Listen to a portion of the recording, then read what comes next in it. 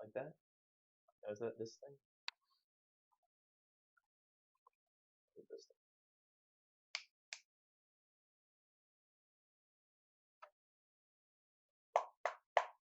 Oh, that's a headset.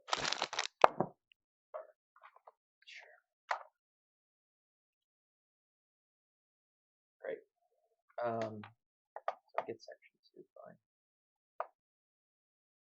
Section 3.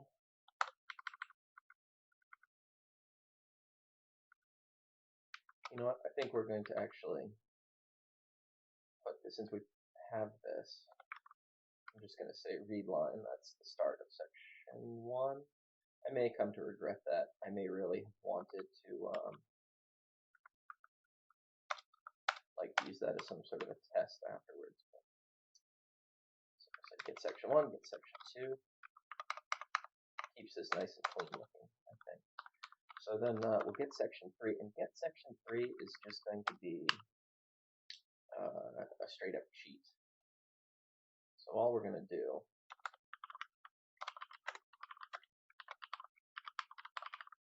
is ignore everything in section 3.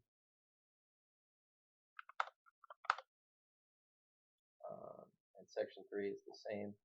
Everything else is going to end with that -1 as the first item.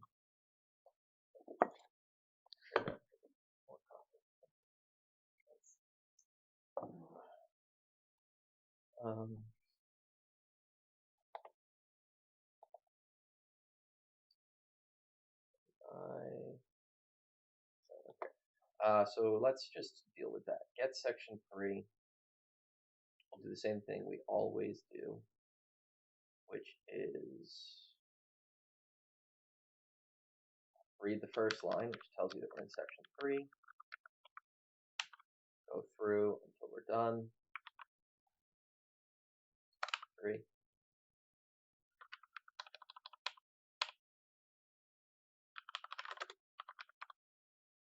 Read the line, and we're going to split. But we're not going to do anything. So technically this isn't room number. This is actually it is room number, because this says that if you are in room 139, in fact all of these are commands for getting out of room 139, you'll go to this room depending on what room you're in. So for now, we're not going to do anything. We're just going to do nothing. Skip it, because I don't want to deal with it right now. And that's sort of the nature of what we're doing as we get started in this file. There's a lot of information here.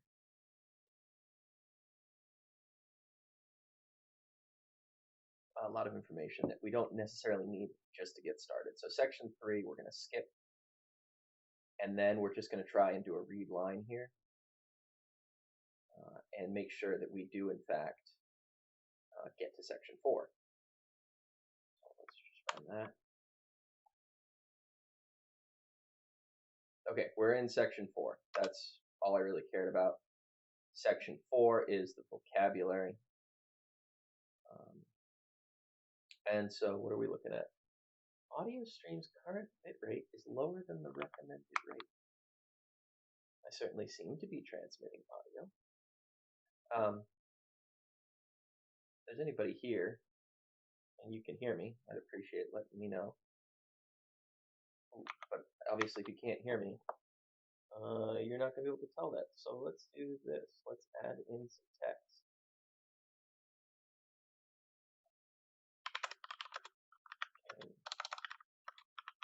Here.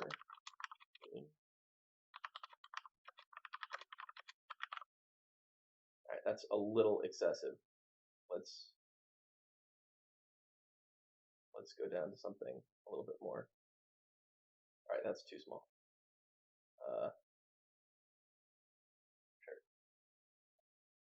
Great. Cool. OBS is telling, or YouTube's telling me that things aren't working correctly, so that's fine. So, okay, we're at the vocab. The vocab is a bunch of sections where the index, so road and hill, they mean the same thing. So all I want to do is, for now, I guess, get a list of them, a list of vocabulary words where this is an object, 2 associated with room. So I've got a vocab class here, index and word. So getting this section, where's my section 4? Section 4 is going to look exactly like section 3. In fact, they're almost all going to be the same. I wonder if I could pass a function pointer and make this a little bit cleaner.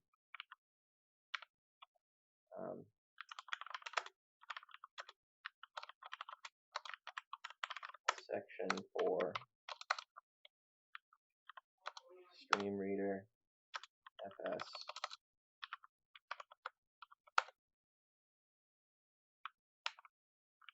No, don't do the whole skip. I want at least some of this stuff. So we're just going to be getting in these vocabulary words, but we don't have a list of vocabulary words. So let's create that.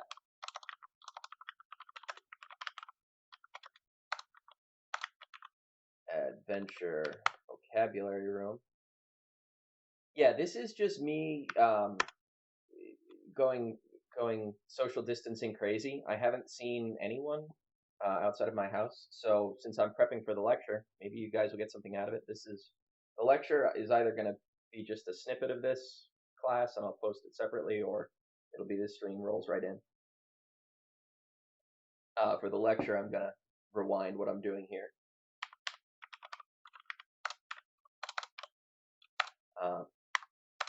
So I'm going to create a list of vocabulary words. Why does get data does not exist in the current context? This does. Oh, no, it doesn't. You got to do that. Okay, so getting section 4 has the vocabulary words.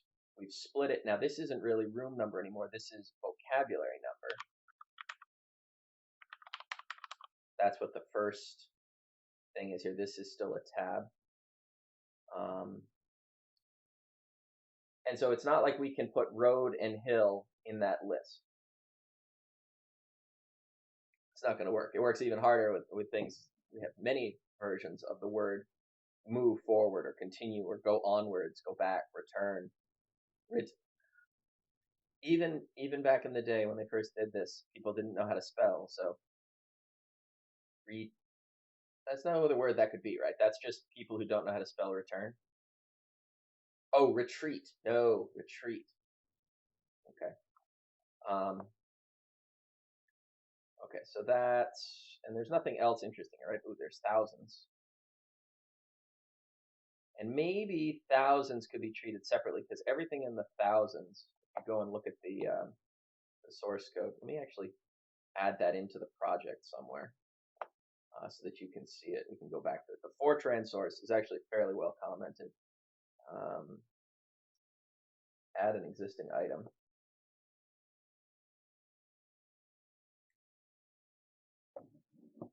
ECE264 teaching. 264.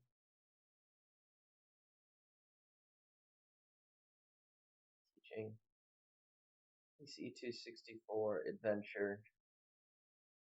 All files. Adventure. Where did it go? Properties. Build action, none. Okay.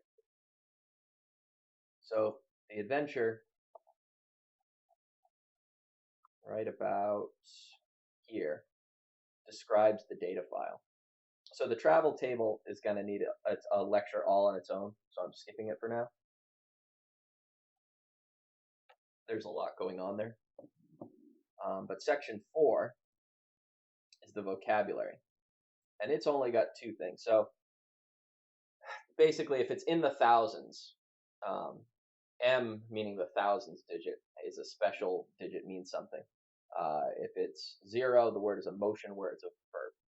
If it's a 1, it's an object. If it's a 2, it's some sort of an action verb, meaning something that you do with something. Everything beyond that, we won't really worry about it. Okay. For now, we're trying to take this a piece at a time. So actually, we can go through and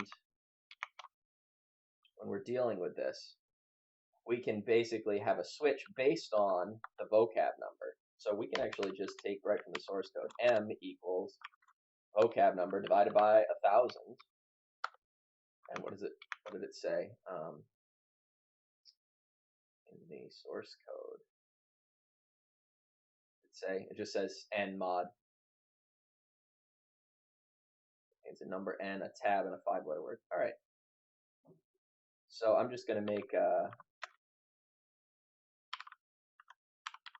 index is m mod 1,000, just so that we can reference it later on. And it basically is the vocab number with m taken out of it. So we can only have index from 0 to 999. All right, so if the vocabulary number is less than 0, then we are done. Right, I guess I could make all of these returns rather than that. But what we got to do is we got to actually make this vocabulary word. So how do we deal with that? Well, regardless, we're going to create this vocabulary word in the list of vocabulary. My vocab. Sure. So my vocab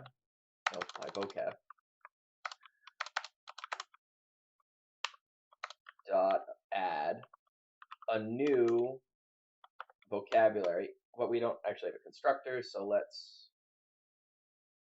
put a constructor in. Simple constructor.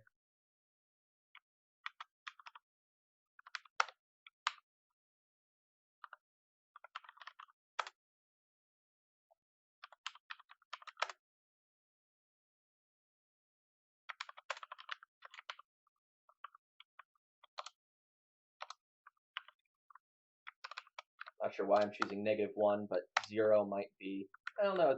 Since it's actually Fortran based, 0 would be okay here. So the actual constructor, the parameterized constructor, would take an integer index and a string word. Okay. And we say index equals idx. And word equals vocab. All right, nothing crazy. Right now we're just trying to get this data in so that we can operate on it. So the new vocabulary word is going to be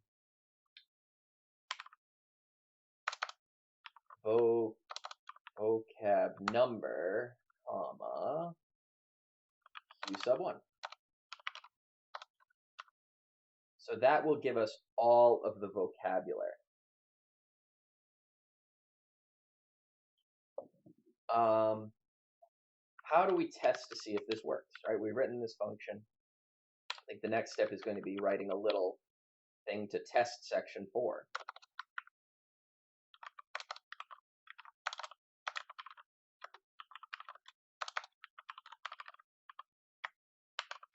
Right. And to do this, I'm just going, rather than making an automated test, I'm going to look at the things here, and I'm going to type in a number and see if I get the word out, or type in a word and see if I get a number out. So let's go in here, string input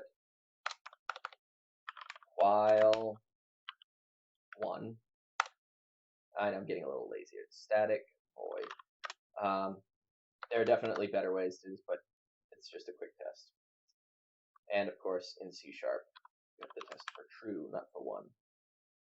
So all I'm going to do is I'm going to ask her something and then figure out if it's a number or a word and try to find it. So input equals console.read line. And then we can actually take advantage of try parse if int dot try parse input number. If it's a number, we're going to try to find that number in the list. Else, we're going to try to find the word in the list.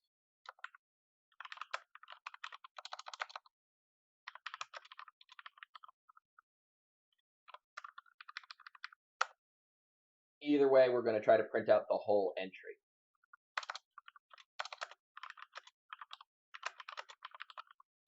Okay. As a programming problem, this is a linear search. We have to look through each and every entry in the my vocab array. So either way, we can do this basically the same way for each adventure vocabulary word V in my vocab. If V dot, oh, I'm not, so you can't see it, but I'm trying to use my autocomplete, and that has just informed me that I never made these public. All right, so if you're trying to use the autocomplete or the IntelliSense, and you don't see what you expect, chances are it's the program telling you that you've got a problem. Okay, so now I can say v index equals number.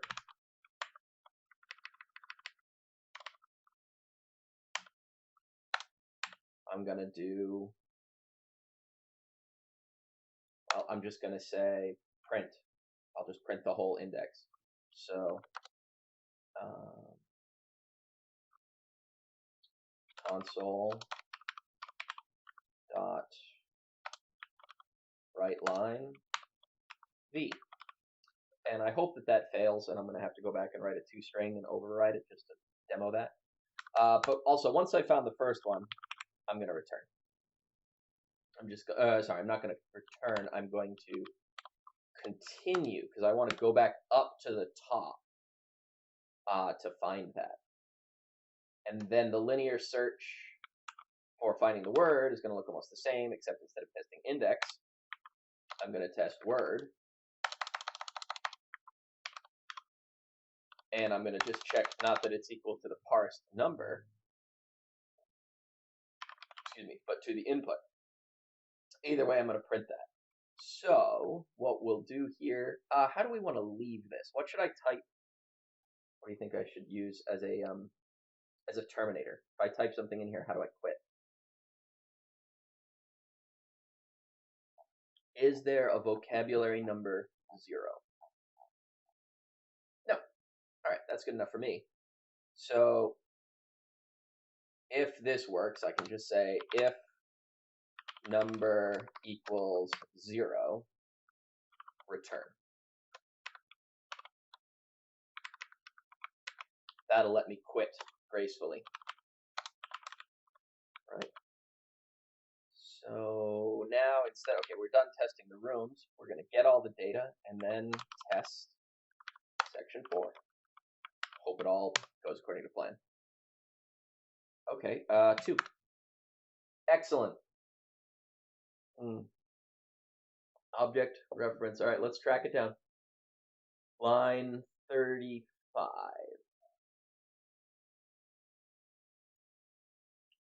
Oh, you know what we never did? We never created my vocab. My vocab equals new list of adventure vocab. Don't want to give an initial value here. Jeez, keyboard. Okay, let's try 2.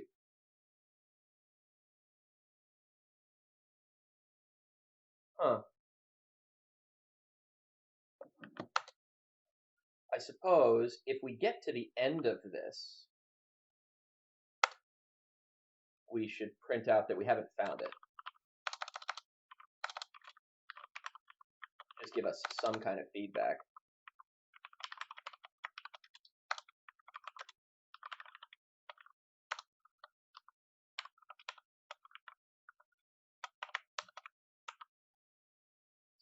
so, and now I gotta actually make sure I close all these.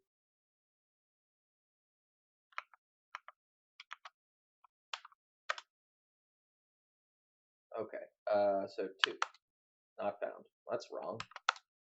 Not found. Do we actually get? Well, that would be why. There's no data in section 4 because we didn't call the get section 4 function.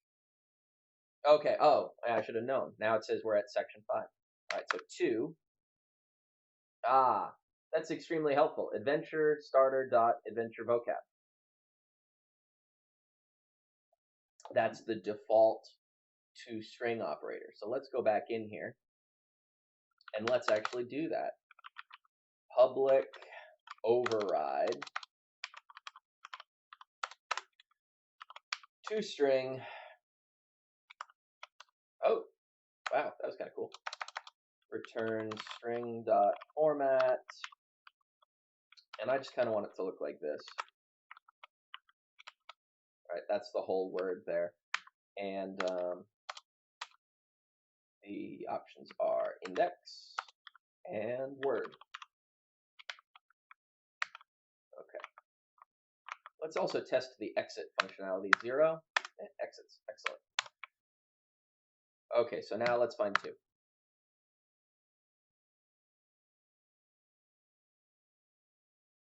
Well, that's quite complete, but not actually what I thought I had programmed.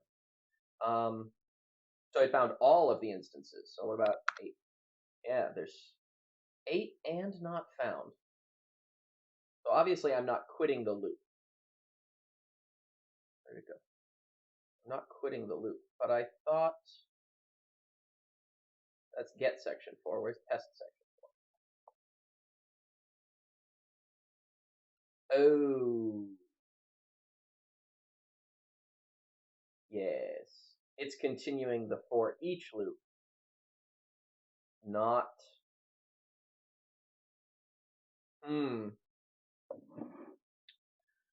So I've got a loop inside of a loop. I want to return when I leave this.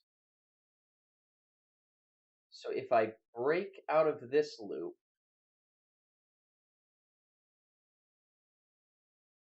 all right, so this is what we'll do instead. I'm going to make a little flag,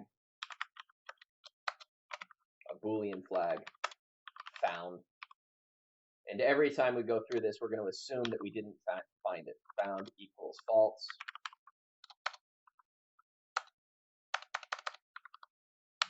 Right? And then here, we'll say found equals true, because we found it. And then we will break out of the for each loop, and then we'll say if not found, print not found. So every time we come back up to the top, we're going to say found is false. And down here. So this is going to find the first instance, which is good enough for me.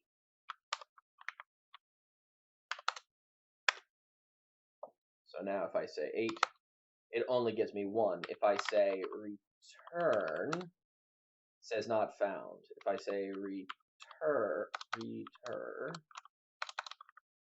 that's 5 letters, still not found. If I say return with 5 letters. Okay, so one of the things I think I want to do here is do a case insensitive compare and also truncate any input at 5 characters. So let's just ponder that for a second. To do that, we can use perhaps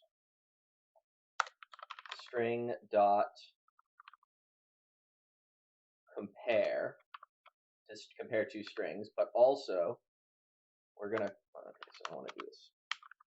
If string dot compare v dot word, comma, input, comma, ignore case, true, and then a length, Can I just have a length? No, I gotta say starting at index 0, starting at index 0, length 5 characters, and then ignore case. Oh, and then I need a culture? Ew, I don't want a culture. Hope that'll work. If not, I'll have to go to the docs and get the exact syntax for this guy. Let's do that right now. Let's go over to website. So what I'm looking for is compare two strings, case insensitive, with a length.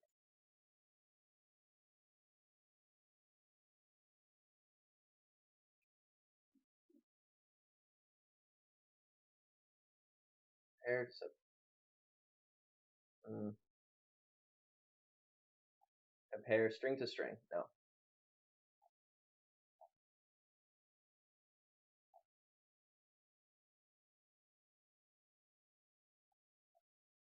just want one with a length. This is pretty close. String A, index B, length, but no case insensitivity. And I think that's going to be okay, because we'll do this, right? We'll say, here's the compare. We'll say, that just index, or does it do, yeah, starting index 0, starting index 0. Rather than trying to deal with the case insensitivity issue, we'll just say input.toUpper.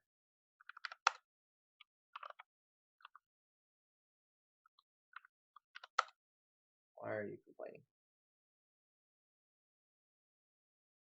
Int to, oh, wait, what? No. String A, string B, index, length. Oh, is equal to 0. Compare gives you the same thing as the C does. How's the chat going? Chat's still surviving here. Oh, I don't have a chat. Where did it go? Oh, there it goes. And go back to Visual Studio. All right, there we go. 0, 5. All right, I'm happy there. This is worth looking at right now because we're going to be dealing with that once we get to our vocabulary parser. Okay. So road still says not found. That seems a little silly. Oh, because I didn't say found equals true. Well, that's silly. Okay, and exit. Okay, let's try road. Okay, let's try return, which is longer. Technically, it's not the whole size. Okay, so I'm convinced that we've at least got the data in. Force of habit. Okay, so this is, all right. I tried to quit out of this, but what I really need to do to quit is 0. But apparently quit is a vocabulary word. So that's section 4. I'm going to ignore the fact that there are subsections here, like these are all items. Let's not fuss with that. So let's move on to here. Section 5 is the next section that's really interesting because it's got a couple of sections. We've got, this is the item number, item 1, item 2. This is the short description, and then these are different states, sub 0, sub 1. And I think it's always, oh, actually, let's just check the section. Section 5, object descriptions.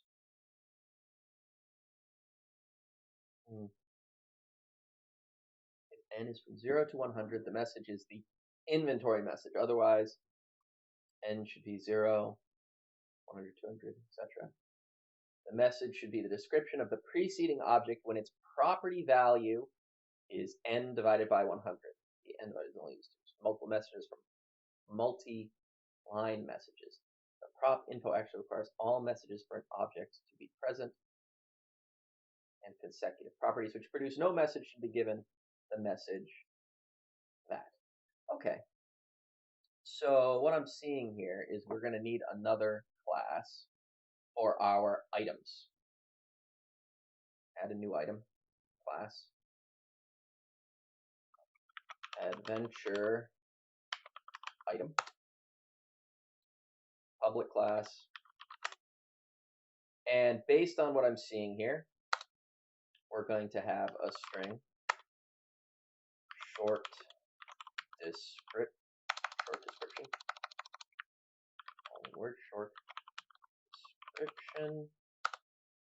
And that will be a property for now. I don't know what we're going to do with it. We're going to have then a list of strings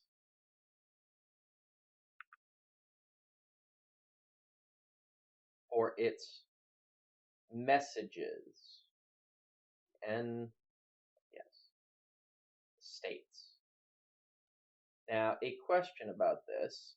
Are there any multi-line descriptions? Yes, there are. So we're going to have to do the same task we did when dealing with section 1. Section 1 had multi-line messages. We had to look at that.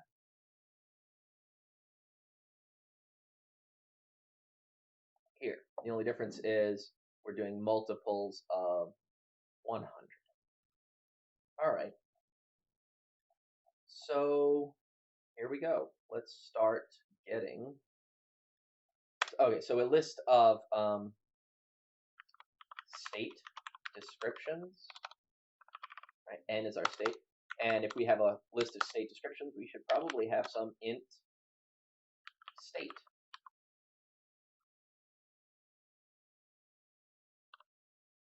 And we want to make all of these properties if we can.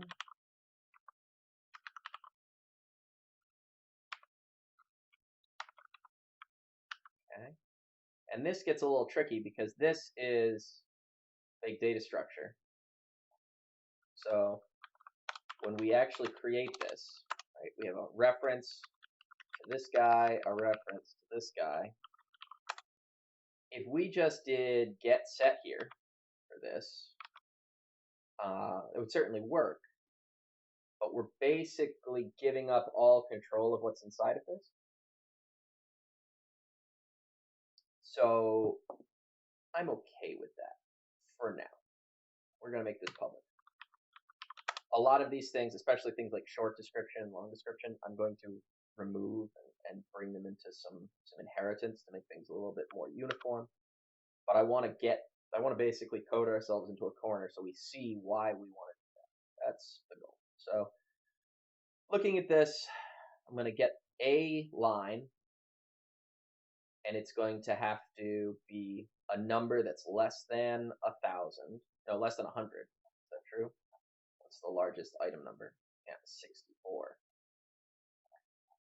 And then I'm going to have to look for numbers that are then 3-digit numbers. And that 000 might actually cause some difficulty. We'll see. 000, 100, 3. Yeah. All right. So we're done testing section 4.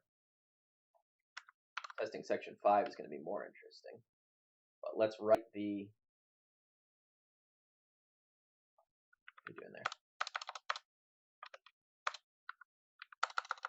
I have to say, does anybody know how to turn this off in C# in Visual Studio? This is like Git stuff. Okay, based on, well, not all of it. Some of it's Git, some of it's like it's cute and stuff, but it gets in my way. Static void get section 5.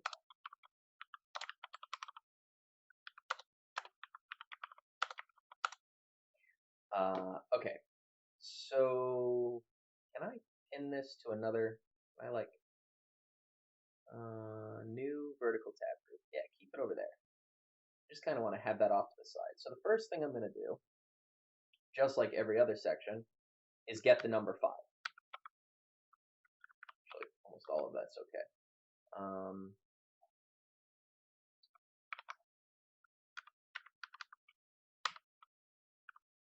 Get the number 5, section 5.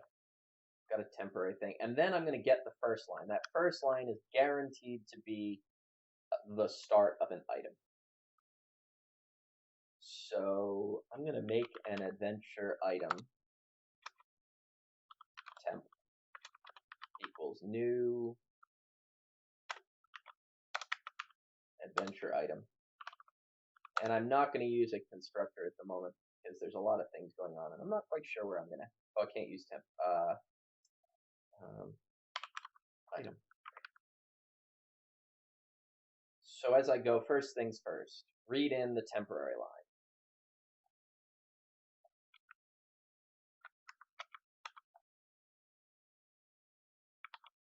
That's going to be this highlighted line, so we're going to split it. Actually, I can take a lot from this.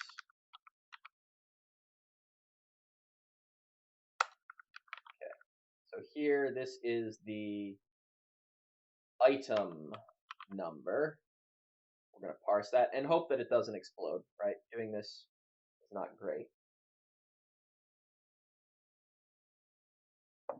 And then what are we going to do? Well, we've already got the adventure item. Oh, actually, probably the adventure item should contain an index. Know what its index is. Public int index get set. So far, we're just defining the shape of the data, not the functionality of the data. So we should be able to say item dot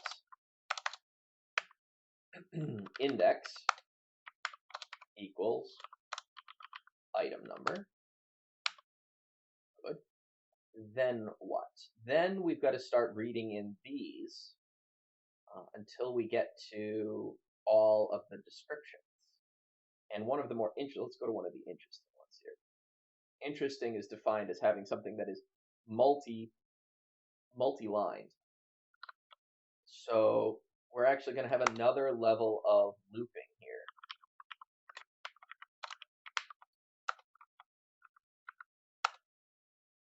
Here we're going to be getting state descriptions. So let's look at how that would be. First thing we do is we get the number. So if we're on this particular item, we'd be getting 24. We assign that item number. Also, the short description is going to be tools, options, text editor, options, text editor,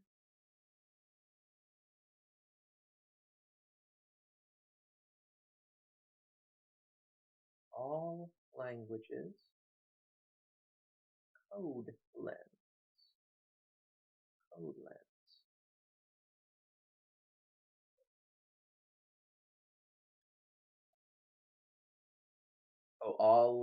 code lens.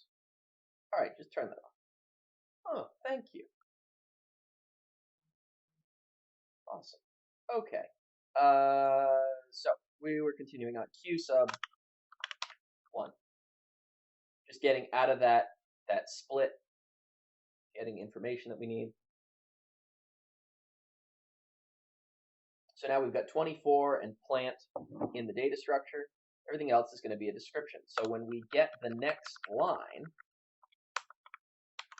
this is where we have to be a little careful because we could read beyond where we need to get, and that's going to be a bit of an issue. So our loops have to be a little bit careful here.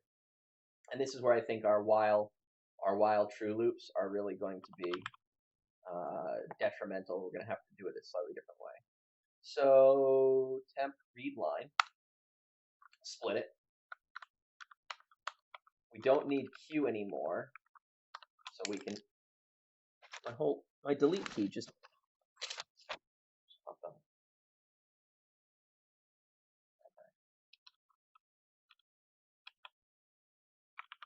Okay. So Q equals split.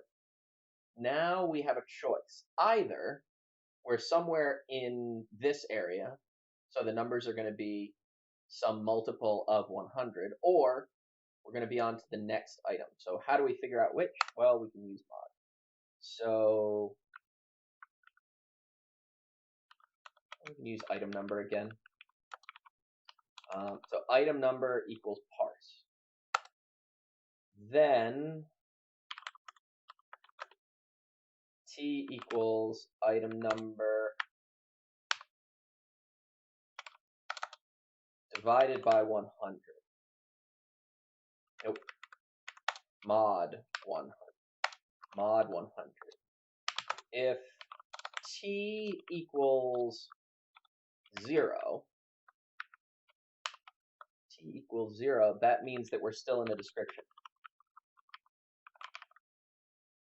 which is good. If it's not,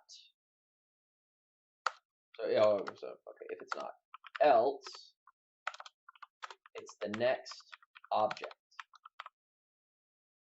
And so the problem with that is that we've already read in this case, phony plant,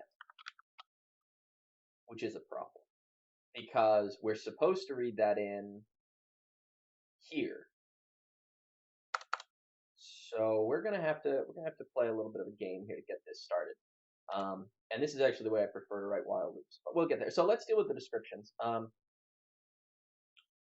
So we know that t is 0. Actually, we can just reuse t here. Item number divided by 100. This is going to give us the index into an array of information. So remember in section 1, way back in section 1, we said, all right, depending on this sort of information, whether or not the count exists, add a new, with this case we did a room, and then here we did a plus equals depending on what was going on here. So we're going to do something very similar right there. So if item dot state description, actually I'm going to use I want that to be state descriptions to indicate that it's going to be plural, dot length dot count is less than t. I have to think about that because t is going to be 0 the first time and the count will be 0, so it's actually going to be if. So if it's less than t, we need to actually add a new description to it. So item dot state descriptions dot add, and we're adding a string. And so the string is going to be q sub 1. Because that's the first time we go in there. If it's not, that means it already exists. So we can say item dot state descriptions sub t plus equals, there's our space, plus q sub 1. Now I think that I've got a little off by 1 error here. Really just want to run through this. So the first time through, state description sub count will be 0. There's no items in there. So there's no items. So count is 0. T is also 0. Is 0 less than 0?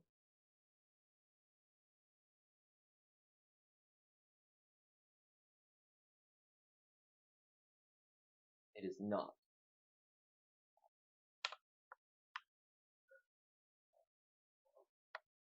Greater than. So if 0 is greater than 0,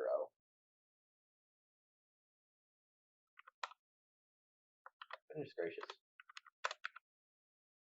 First time through, let's say we're at like 3 or 2. 2 is good. So we've got these two things in here. So count is 2. This is 2. If it's less than or equal to 2. Right, t is 2.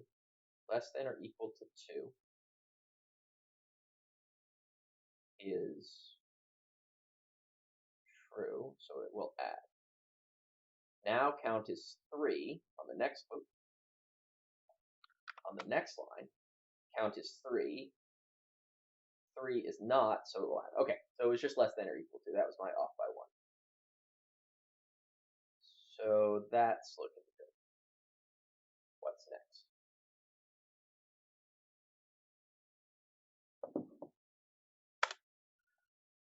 Okay, so that is going to be the entire description. That should get all the descriptions.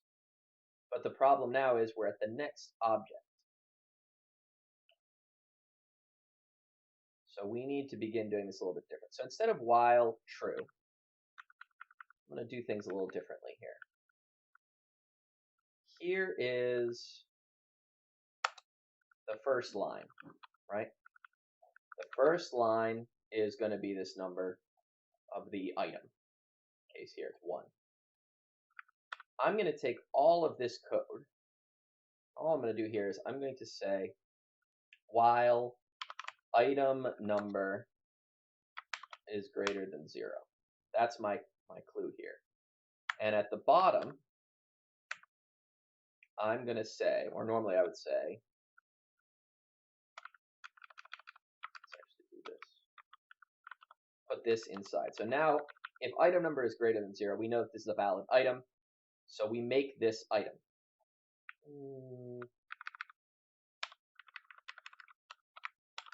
Yeah, do a little bit of rearranging. So we have this reference here, not using it yet. Once we know that it's a valid item, we create the new object and we assign it.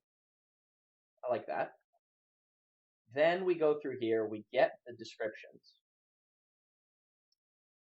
Here, we know that it's good. But if we get to this point here, we know we've actually gotten the next object, which is where we were up here, which is good for me.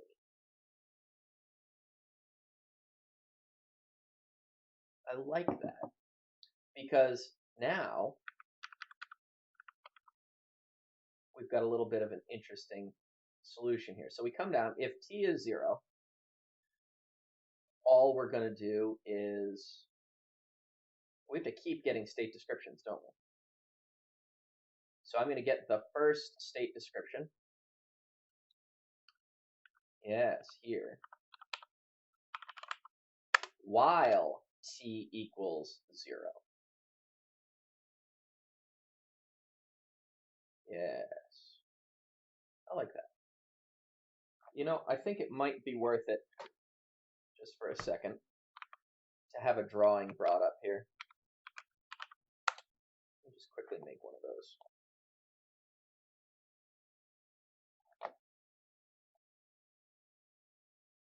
So where are we?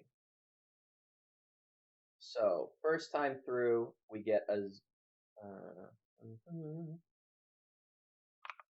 first time through. File open here.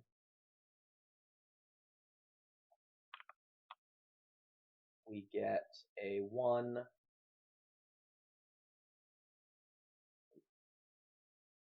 One set of keys.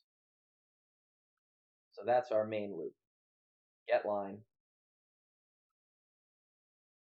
which gives us 1 set of keys. And since we already know that it's a 1, we're going to start getting descriptions, which is get line, which should give us 0, 0, 0 set of keys on ground. Once we do that, we get the next line. Getting the next line is actually the start of a new object. 2, brass lantern.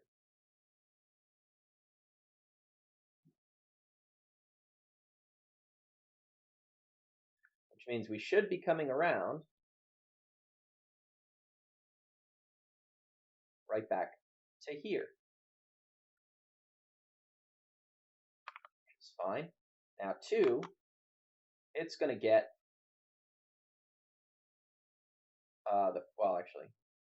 the first time it's going to get 0, 0, 0, shiny brass lamp.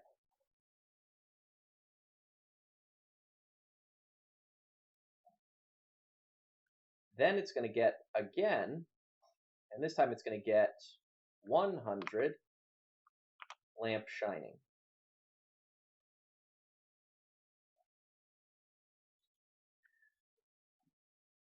Then it's going to go again, and it's going to get 3, I believe. 3. A great. At which point, it should go back. Let's do a different color. To there.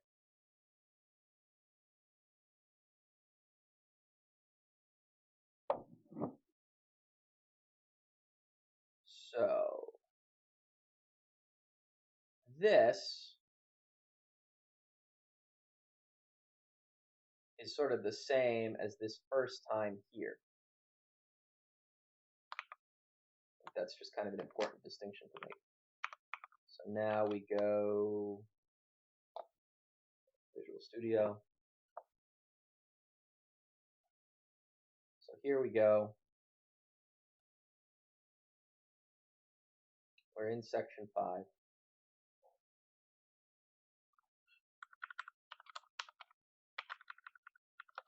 Got a temporary item. And what we're going to do is we're going to read that first line. That's our item number. So this is now going to be a question of item number greater than 0.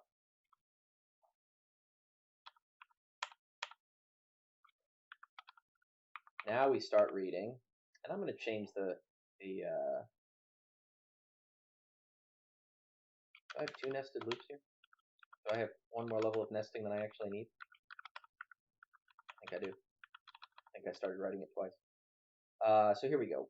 We know that the item number is greater than 0. What I want to make sure of at the end of this while loop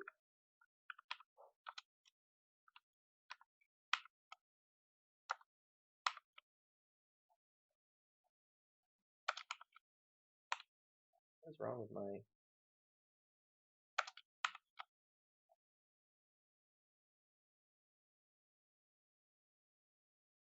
what have I done? Get section 5.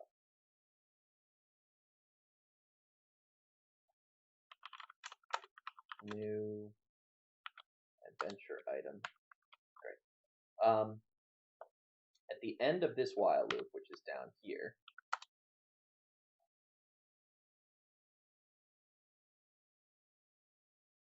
I have Q reset with new stuff and item number reset with new stuff.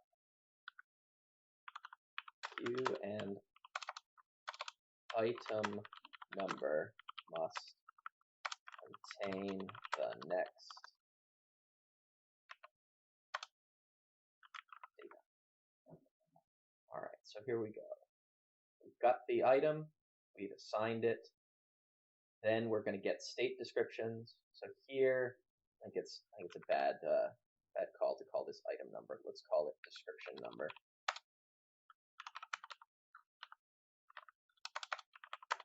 Description number.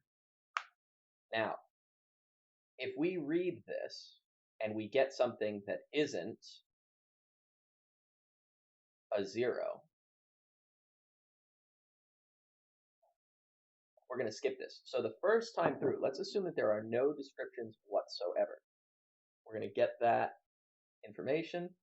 We're going to try and get the first state description. this is going to be, say, 3 or 4, so this will skip. Q will contain the 3 in the great, and the item number, where does the item number get, oh, right there. Oh, we don't assign it.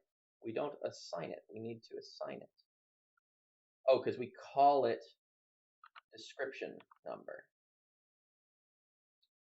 So at the end here, we can say item number equals description number. So that basically says, hey, we thought it was a description number, but it wasn't. It was actually the next item number. Or we could just, we don't have to do that. We can say parse it as the first thing here. So we'll just declare it up here, but we won't actually use it.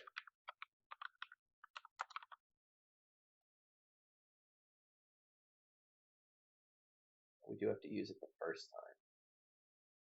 I do that.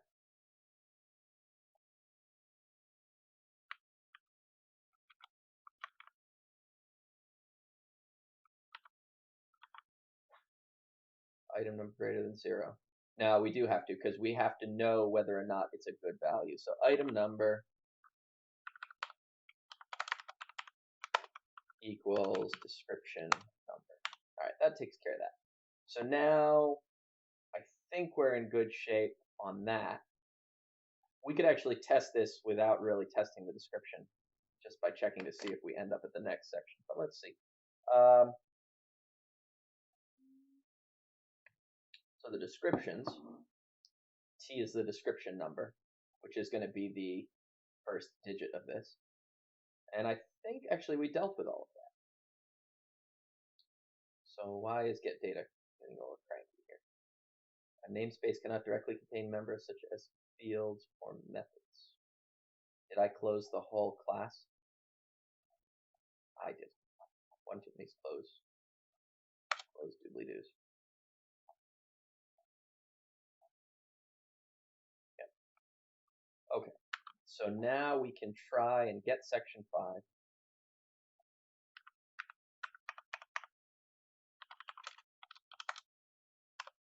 From the file system. And this should print out 6.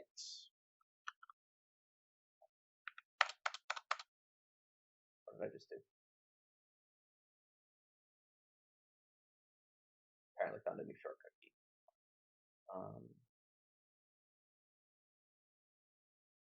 Section 1, section 5.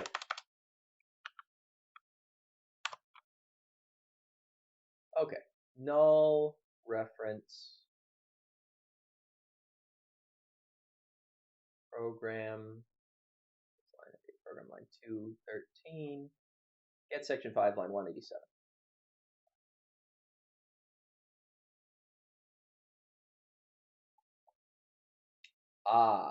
When we create the item, we should definitely put a constructor in here. Public adventure item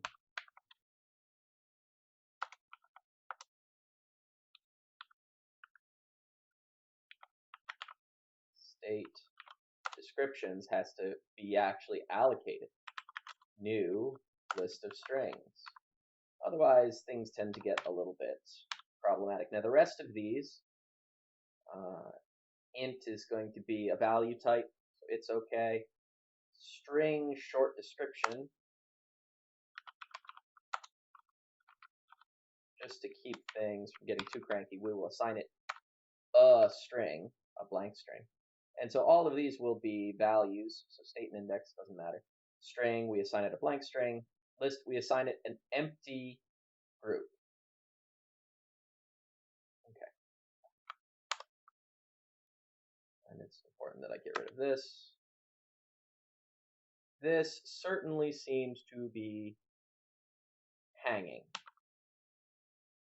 So I think it's time to get into the weeds and debug. So where are we? We're in 5, so that was the 5. And here we start. So there's our set of keys down at the bottom.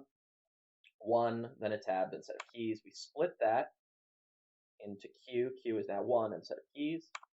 Item number is greater than 0. That's good. So we create a new item. So item,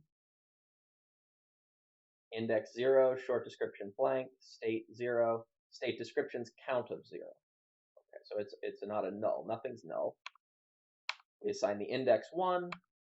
We assign the short description set of keys. Then we read the next line, temp. There are some keys on the ground here. Split it up. Description number is 0.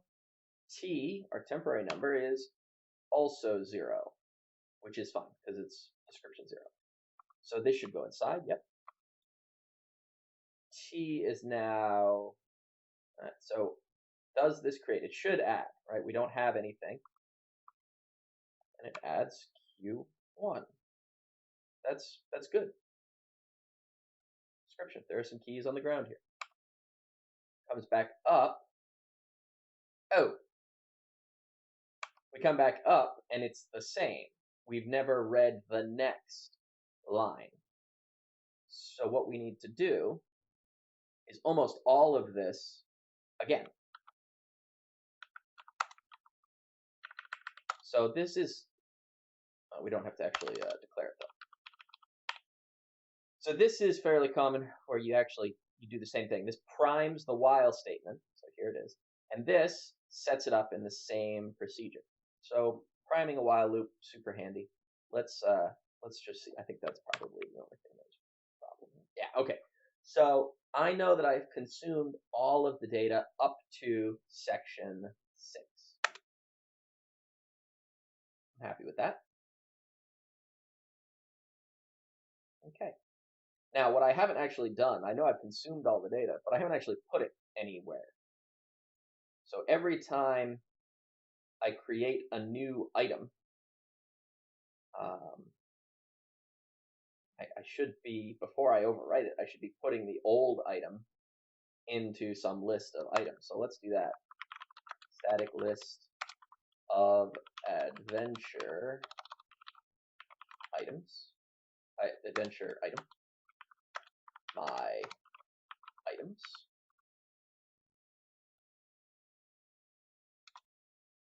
My items equals new list of adventure items.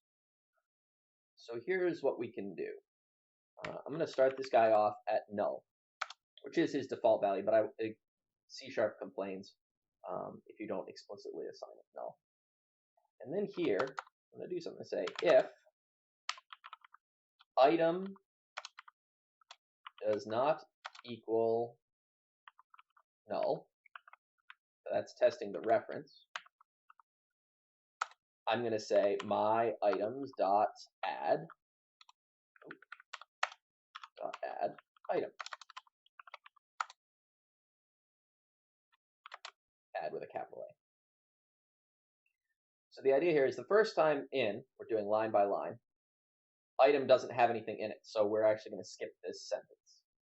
But every time we go through this after this, we're just going to keep adding those in. And to test that, we can print. Let's find something interesting to print. I like 24. Let's print 24. So after we do all the get data, we can say console dot write line my items sub 24.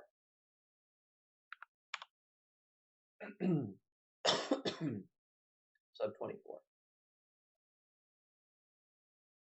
Okay.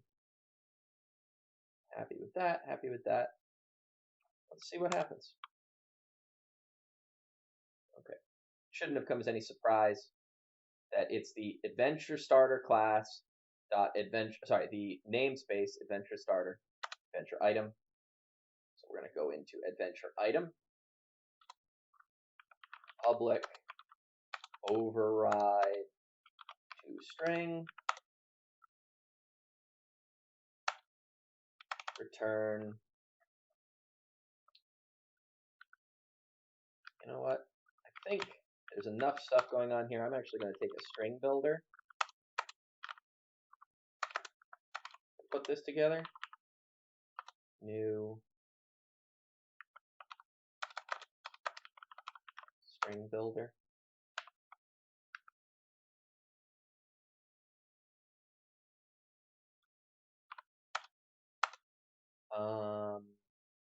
And we're going to say sb dot append string dot format, and I'm just going to go through each of these things.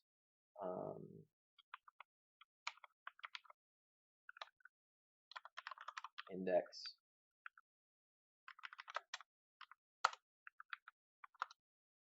and specifically I want to put one per line.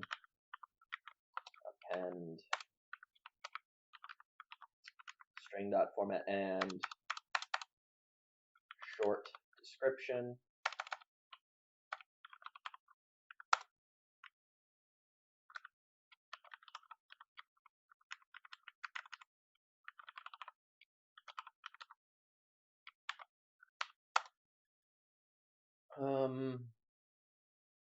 State.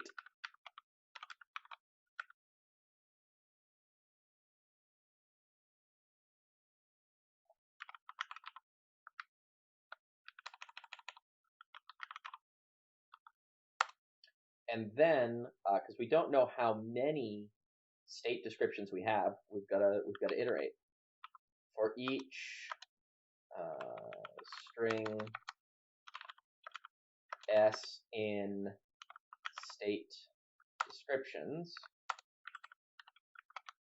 sb.append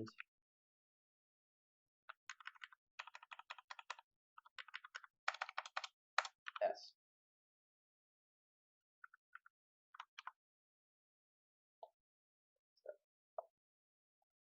Then, now that we're done with all of that, we can say return sb.toString. Okay, run that one more time. Okay, so a couple of things have gone a little awry. We asked for item 24, and we got item 27. And that's because the index in the array has nothing to do with the item here, right? It's just going in whatever order we want. So perhaps what we could do as a fun exercise is we could try transitioning this from, instead of being a list of adventure items, because there's only going to be one item with a particular key, we could try doing this as, instead of a list, a dictionary of int adventure items. So this is the idea that you can quickly reference this stuff. Let's do that. I think this might be a little bit fun. So a few things need to happen here. We're doing some data type changes. My items.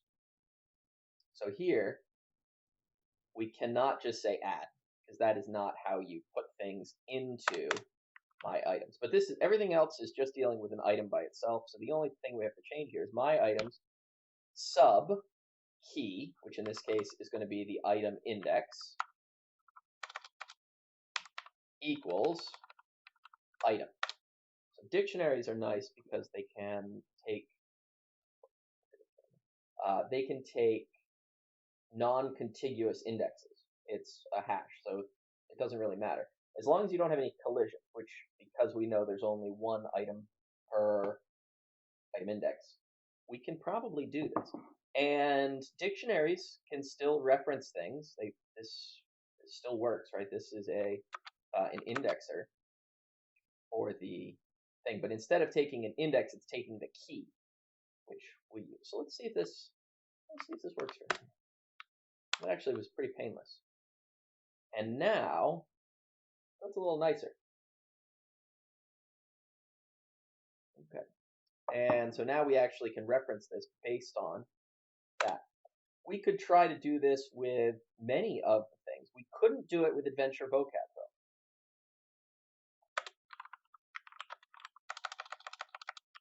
These are not unique. So that's important.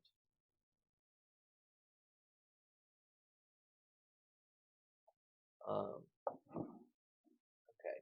So rooms we could do, but for now, I think this is okay. So we've got our section 5 under control, right? Section 5 under control. 6 and 7,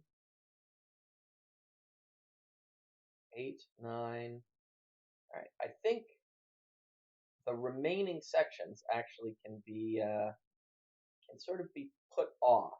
We've skipped section 3, okay, but I'm kind of okay with where we are right now. Yeah, I think that's probably all we're going to be able to get through for class today. By 5 o'clock. But I think I like this overall. Let's go one step further. Let's start talking about how we're going to store room exits. So I've done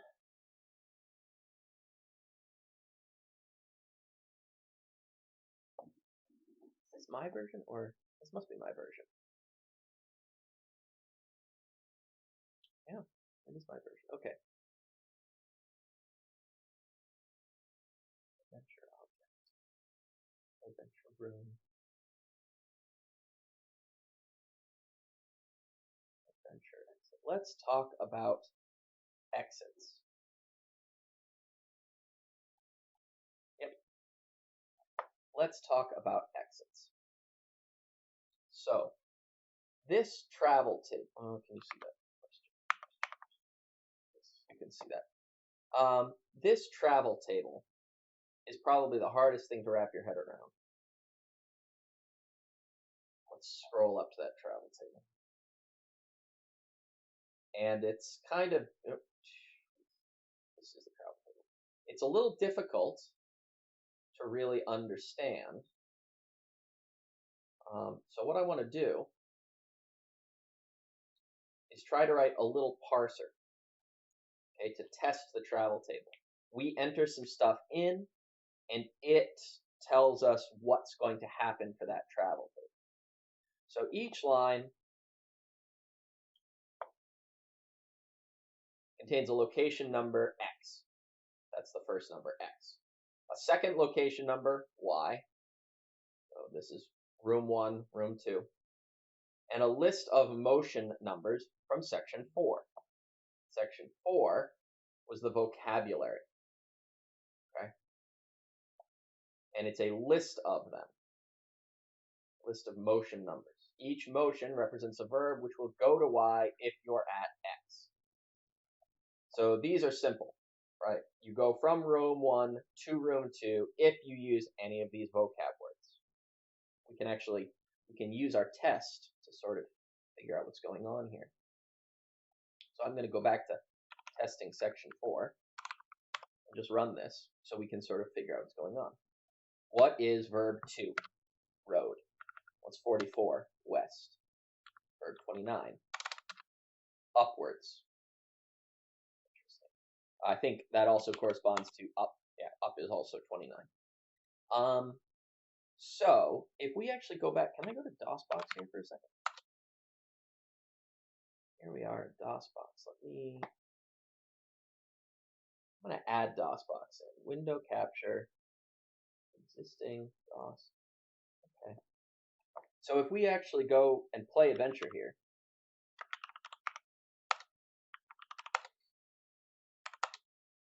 this is room 1.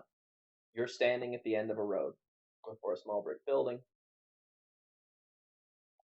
And if I go, what did I say? Excuse me. Be in the right thing. Up. From room 1, you end up in room 2 if you say up. Let's just check and confirm that room 1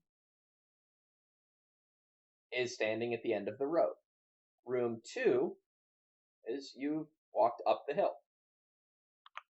If I go back, I'm at the end of the road. If I had gone west, I also end up at the hill in the road. If I had gone and said, go back, go to road, I'm at the hill in the road. So all of those work. I think that's nice. So that's what's going on for those simple ones. Let's go back here. Okay. Now, so those are the list of words that get you from here to there. So let's start talking about how we might define an exit as an object. Add a new item, new class, adventure, exit.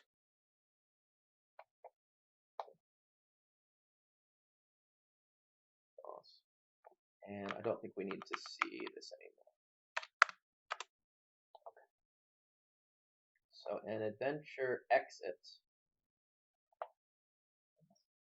I think the first thing to know is that we have a destination.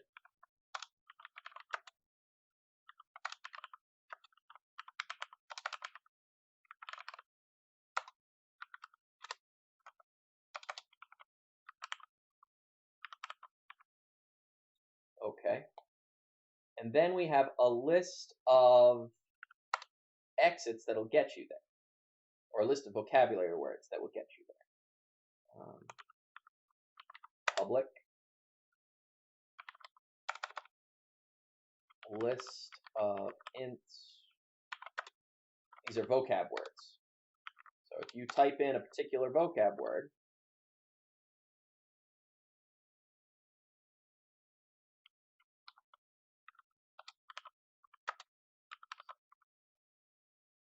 all right. Oh, and obviously you've got a source. Public int source. We could probably get away without this, but I may have some data duplication in here. It will be up to you to kind of look at how that works. So, given a constructor, you should definitely have a constructor. Adventure exit for a given destination.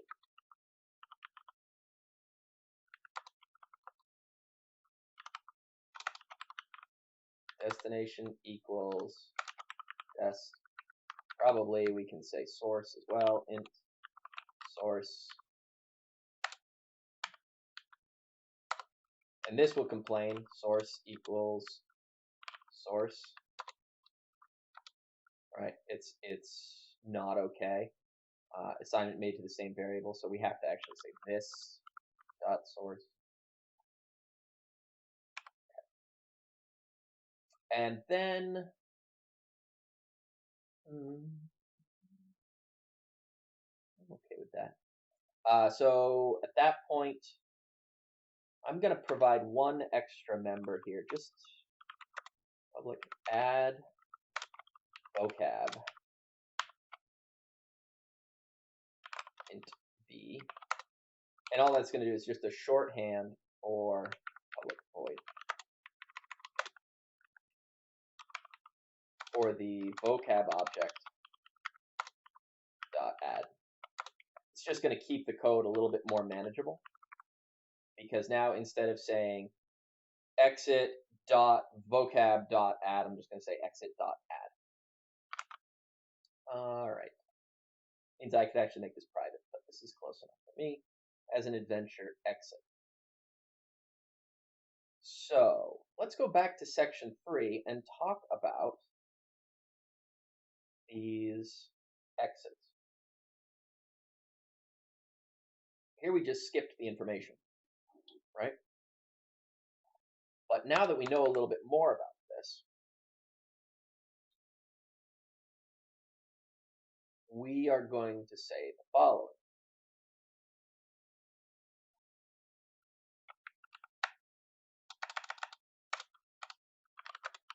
Each line is a single exit. We split it up, and there's actually going to be many entries in here, not just 2 entries anymore. So the first one is the source room number. The second one is the destination room number. We know we're guaranteed to have both of those.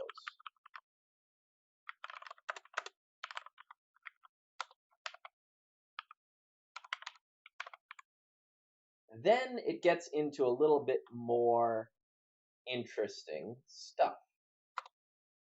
So we know how many things are in Q. I equals 2, I less than Q dot length, I plus plus. This is going to go through everything starting with the first vocabulary word. And what I'm going to do is I need an exit. So every time we read the line,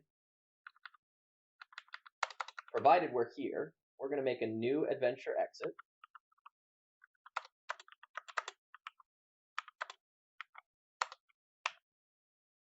And we know that actually we can do it here, after we get the destination. And we can put that right into our constructor. Room number, comma, destination. That'll set it up. Did we actually, in our exit, did we, vocab equals new list of ints. Very important to do that.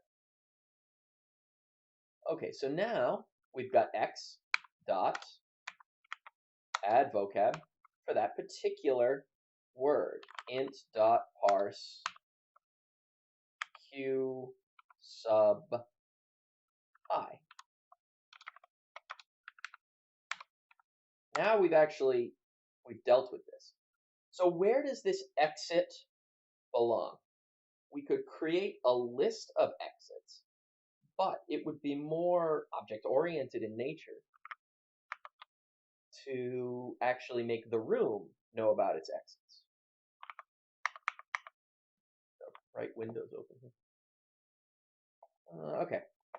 So let's actually go back and retrofit the room. An adventure room has not just a description and a short description and a get description from, oh, get rid of this. This is silly, we don't need that. Print. But it should also have a public list of adventure exits. Exits. Why is it saying that that's already a thing? Did I miss that? No. Interesting. How did it know to do that? Suggested name? That's cute. Okay. And then in our constructor, we should say exits equals new list of adventure exits. So now the question is, how do you associate your list of exits with a particular adventure room? We know that the first number is the room number. So all of these correspond to room 1. So I think this is also a chance for us to tweak this a little bit. And instead of making it a list of adventure rooms, make it a dictionary. Make it a hash. Because there's only one room with a given index.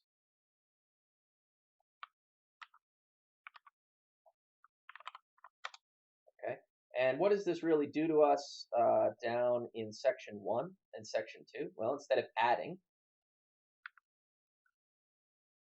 all we need to do is say, let's see, not here, but given that we have room number, room counts,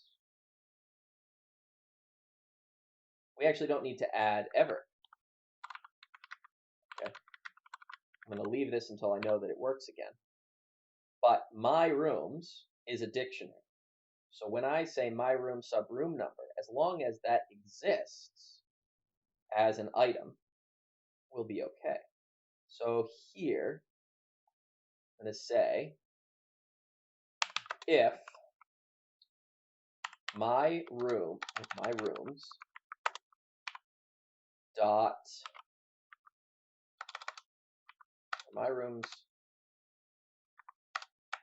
contains key, because remember the room number is the key. Room number. So if my rooms already contains this room, do I actually need to deal with that? No, I don't.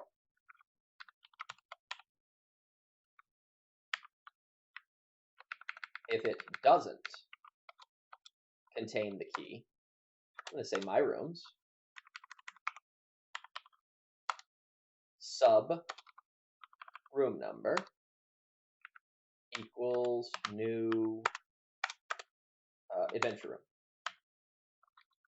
And what do I know? I know almost nothing about it. So I'm just going to say, oh, we're done right there. If rooms, blah, blah, blah, blah. So I don't have to add it. It just exists there. Then from then on, I can just refer to it here. Now, how does that help me with section 2? Remember, section 1 and 2 together deal with this. Well, actually, it's going to stay the same because the dictionary works on a key. The array works on an index, but since we already dealt with the fact that we were doing 0-based and 1-based indexes, this is probably going to work okay. So we don't have to test section 24. Let's test by writing my rooms sub 10. And then we'll take a short break. Let's see if we've totally blown this. Yeah, few things. Oh, adventure exit needs to be a public class.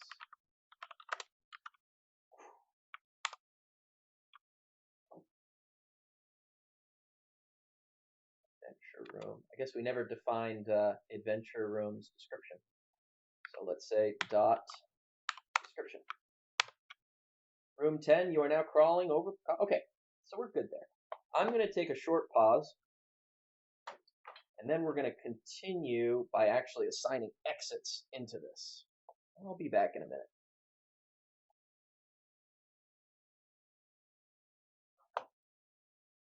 And we're back. All right. So we've successfully transitioned the rooms over to a dictionary.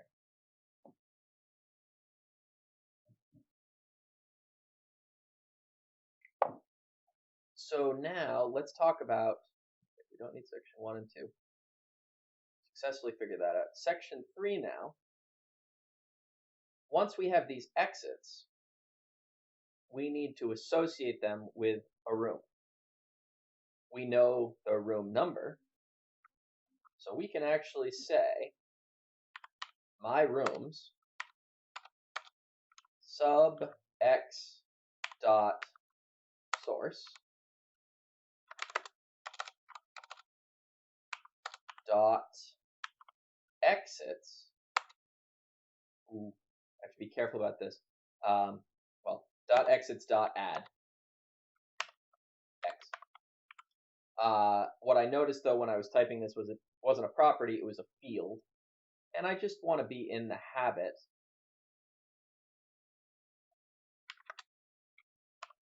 of making things fields. It's just a little bit better practice. Get set. Even though this is like, it's giving away the farm.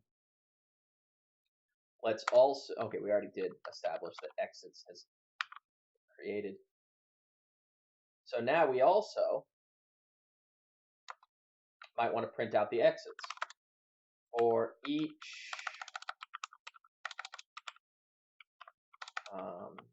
adventure exit E in this dot exits,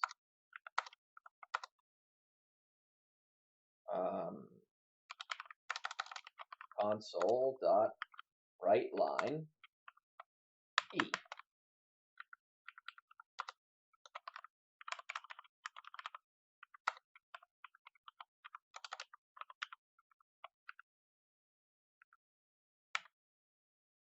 Okay, so this actually basically shunts the responsibility of printing the exits to the exit class. So now we actually have to deal with what an exit looks like. So let's override that. Public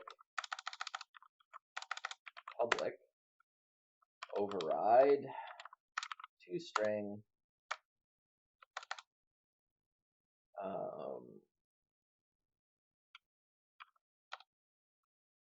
string dot, because we don't know how many exits we have, let's use a string builder.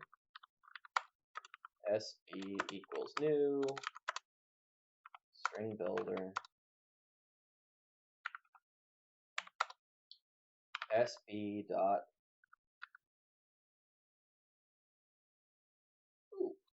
like that. Append format, basically it's the string format plus the append. So that's going to be the destination. And the destination is this dot destination. Then for each int I in this dot vocab, we can SB append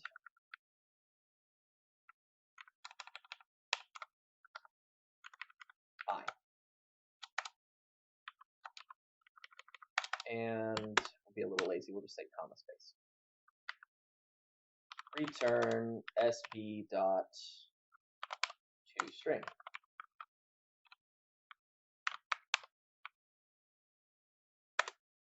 Compiles. So then down here, when we test this, we'll just print the room. Oh, actually, the test function is print my rooms sub 10 dot print. We actually wrote a test function for that.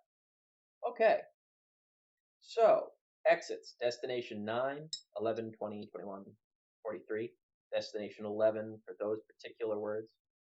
And destination 14 if you type 31. All right. So now we've got an association of rooms and exits. This is pretty nice. I think at this point we could get a basic game up and running just by adding the following information.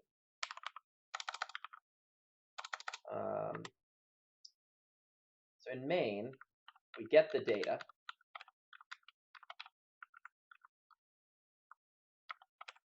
And then I'm going to say int current room equals 1. We're going to play a game. For now, I'm just going to say forever.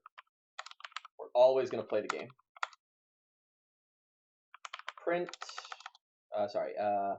my rooms sub current room dot print. Then console dot read line. This is going to be the command. Okay, read line. Put that into command.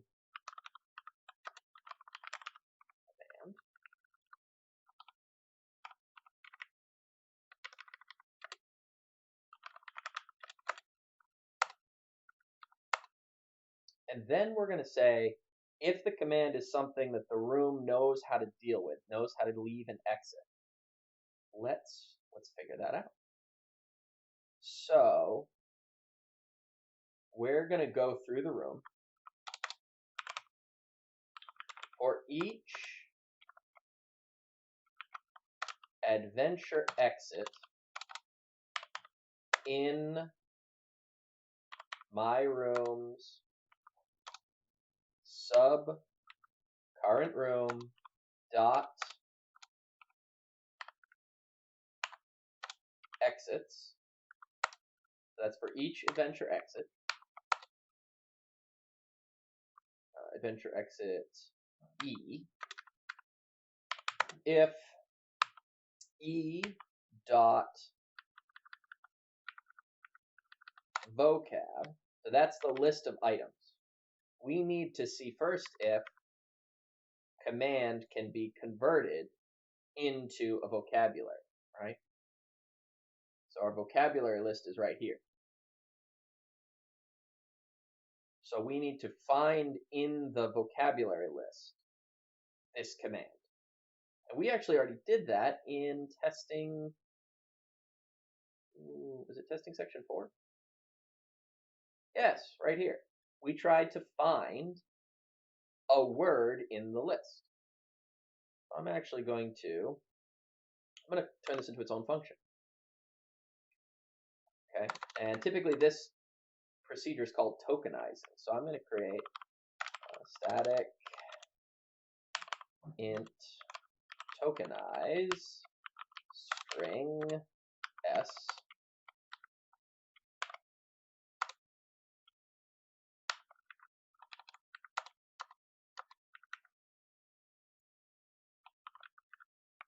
Okay, and the idea is for every vocabulary word, compare it to s. Okay, and then instead of writing the line, we're going to return.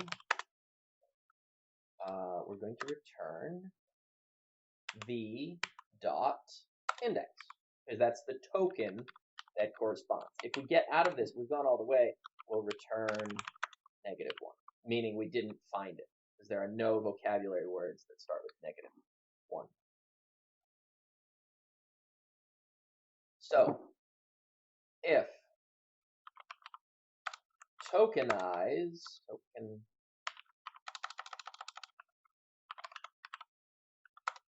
static public,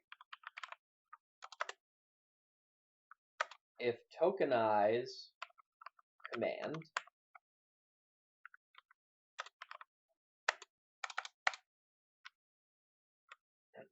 sorry, not in Python.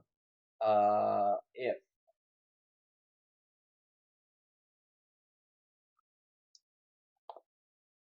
you know what, I'm actually going to tweak this a little bit.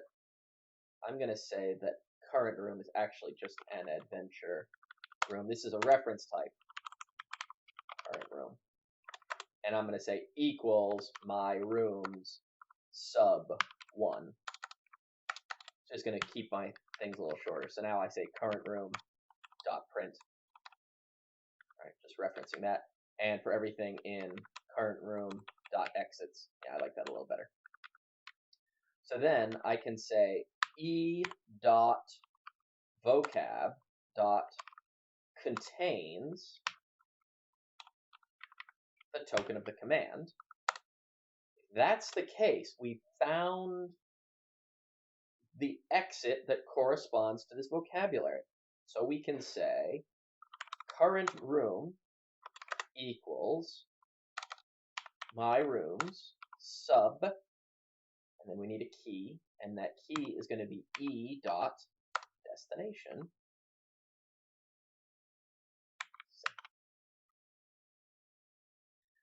And then we're going to come back up to and break.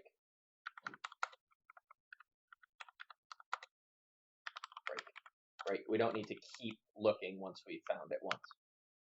So this is our starting game loop.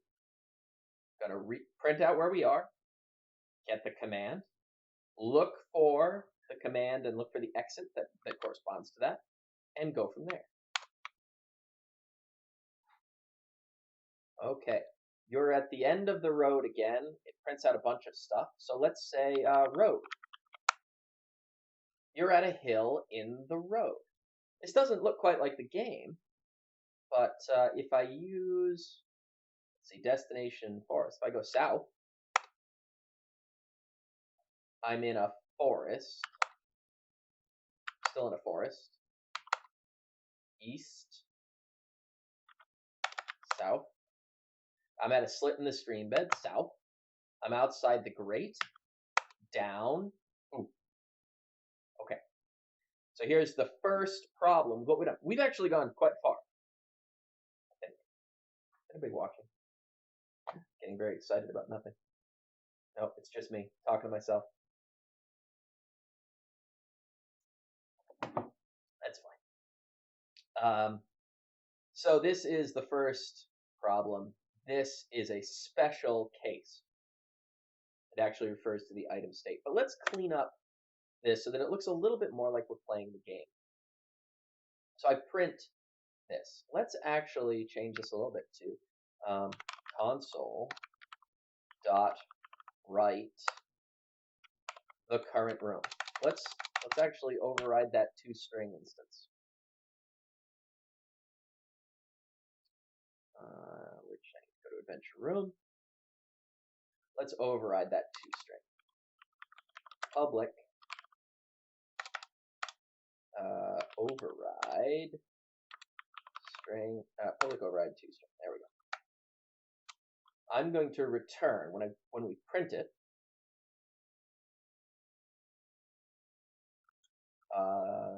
This dot description, just the description. We don't need to see all the other stuff. That print is for debugging. So here we are. We're standing at the end of the road before a small brick. Blah blah blah. Let's go west. Walk up the hill. Let's go east. Let's go east again. I'm inside the building. A well house for a large spring. So first thing I'm noticing is probably we should that description when we print it. Kind of want it to be a right line. I want the next thing there. And when we do this console.readline, can we prompt inside of a read line? No, cannot. So console.write.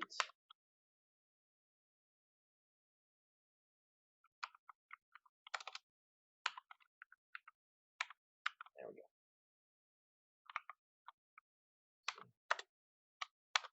Five.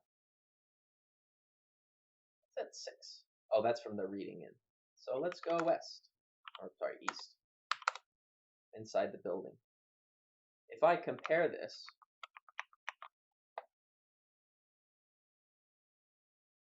to the DOSBox version, this is pretty similar. Inside of a building. If I go into DOSBox, if I go west, east, there we go. There is a difference here, though. I'm inside of a building, well house for a large spring. You're inside of a building, well house for a large spring. But in the real version, it has a list of items. So we need some items.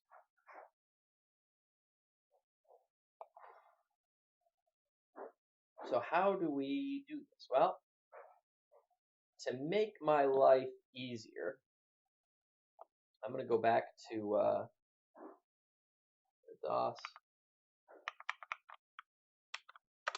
I'm going to create a object. We'll see why in a bit. An object for adventure container. The idea of an adventure container is it contains items.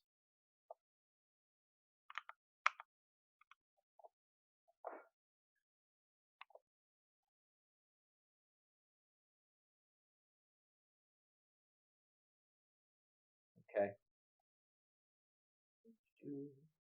Items. Yep.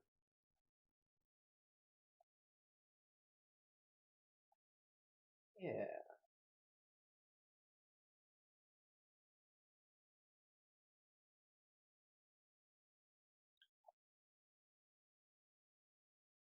Yeah, I like that. So an adventure container, at the very least, is going to contain a list of adventure items. Call it my items.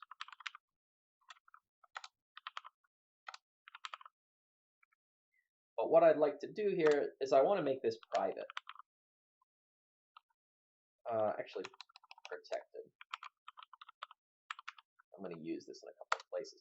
So make it protected so that not many people can have access to this, but anything that inherits from in adventure container can use that stuff. So what do I want an adventure container to do? Well, at a bare minimum, the constructor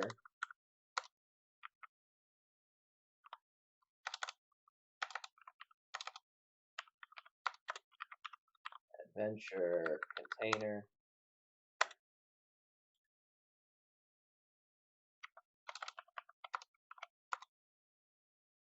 my items equals new list of adventure items.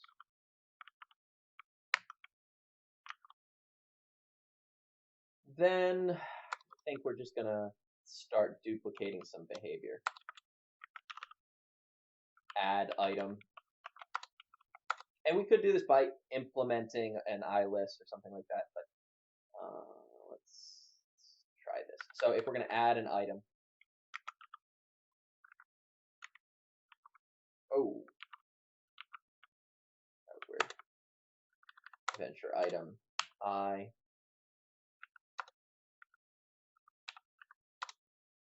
and all we're going to say is my items dot add I.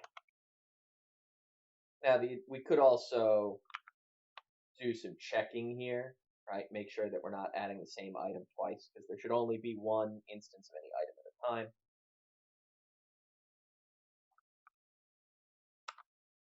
But also, we're going to do some cutesy things here. So this is obviously something I've already taken from somewhere else. Remove item based on its ID. So for a given item that has a given index, if I want to remove something with a given index, I can do that here.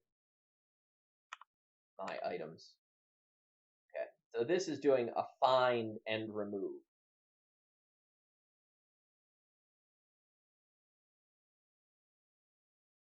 Okay, removing the first index.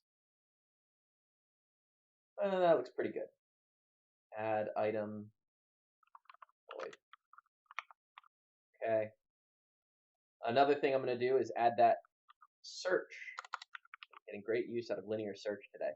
Given a particular item, if the index equals what we're looking for, return true, otherwise false. So the idea of a container is to provide some extra features for us beyond what a list can do.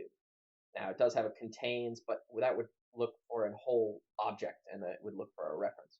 So these are sort of shortcut methods to deal with that.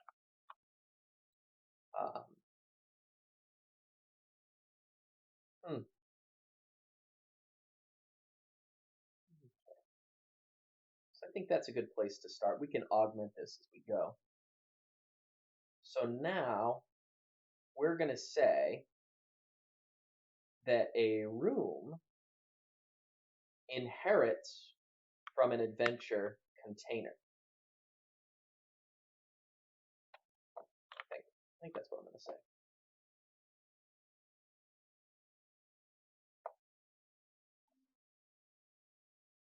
So adventure room inherits from adventure container.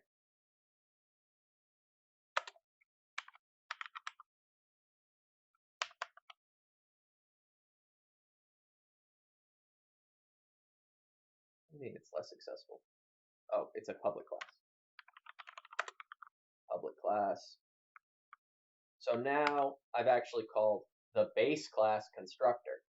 All the base class constructor does is assign the list of items. So now we might also come down here. Not only are we going to print the exits, but print this dot my items. So think about that for a second. We can actually print item E. We can print the items that exist there. And that's not really going to change. So the only question is, where do we get the items? Well, unfortunately for us, it's back to the data file. You look at here, edition, vocabulary 5, object description, section 6. Section 7 is object locations. Line contains an object number and an initial location. So let's go along here. Here it is. This looks like a motion table, section 7, but it's not quite. It says that item 1 is in location 3. Item 2 is in location 3. If it's got two things, then it's well, there it is. If it has two locations, first location followed by the second, the object is assumed to be immovable. Okay. Well, we can actually we can do something about that. Let's look at adventure items. Adventure items have an index, a short description, a long description, a state. What we'll say here, though, is that they also have a Boolean movable or immovable.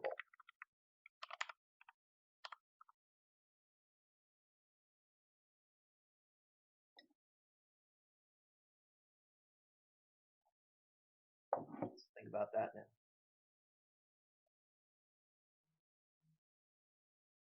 String movable. So when we get an item in, parsing section 7, actually we need to actually get section 7. So parsing section 7, get section 1, 2, 3, 4, we got to get section 6. Remember when we got section 3 originally, we actually just skipped all of the interesting stuff. So let's get section 6 and just skip it.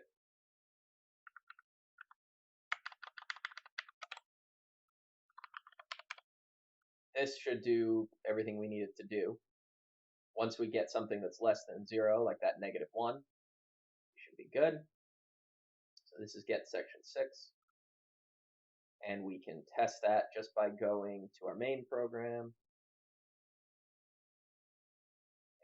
And after getting data, console.writeLine. Oh, actually, we do that inside of get data, don't we? Data, yeah. So this should return 7.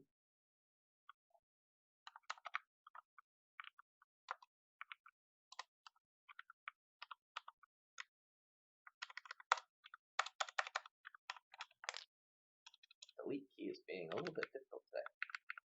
6. So, hopefully I haven't broken anything. So now we're at the start of section 7. So section 7, it's a little more interesting. We can actually basically copy section 6, as it's our boilerplate stuff. Section 7 starts with a 7. And then every time we read one line, this is one item. Split it up. First thing is going to be the item number. And yes, once we find an item number less than 0, we're at the end of the section. End of the section. So then we can do some basic information. If it's a number, single number, that's just where it goes. Location 0 means it doesn't go anywhere. I'm quite curious to know what item 6 is. Item 6 is black rod. Oh, there are 2 black rods, and that's end game content. You're going to have to explore that for yourself.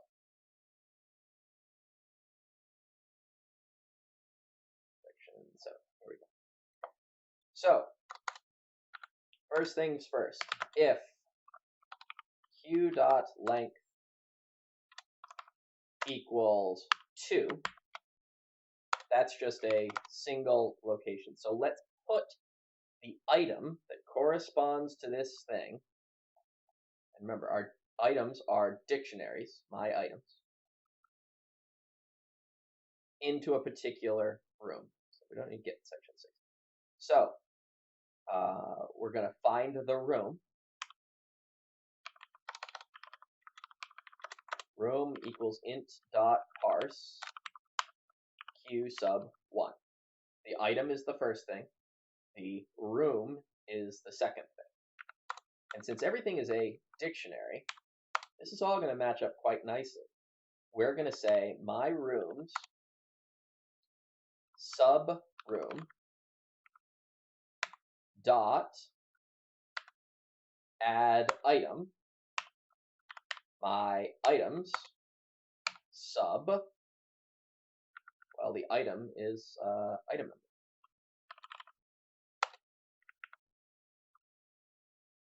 So back on there. That's it. Else, if q dot length equals 3,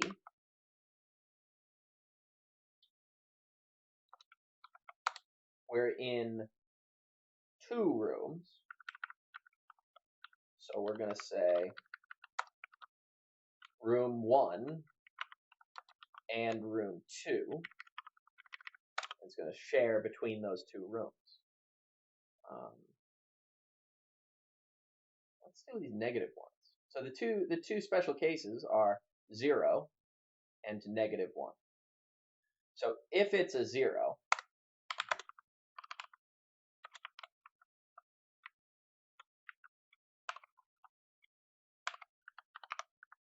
we don't do anything with it.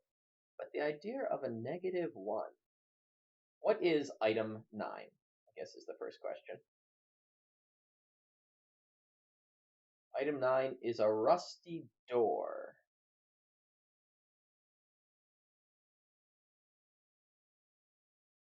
Not sure what the deal is with that. Okay. So it certainly seems like it would be the kind of thing that would be in 2 rooms to connect them. What other? Let's look at room or item 11.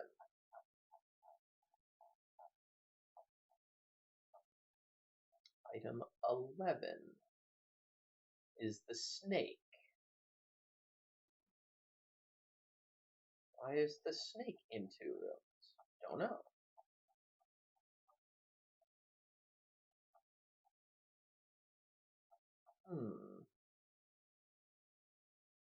Item 30 is even stranger. It's in no room and -1.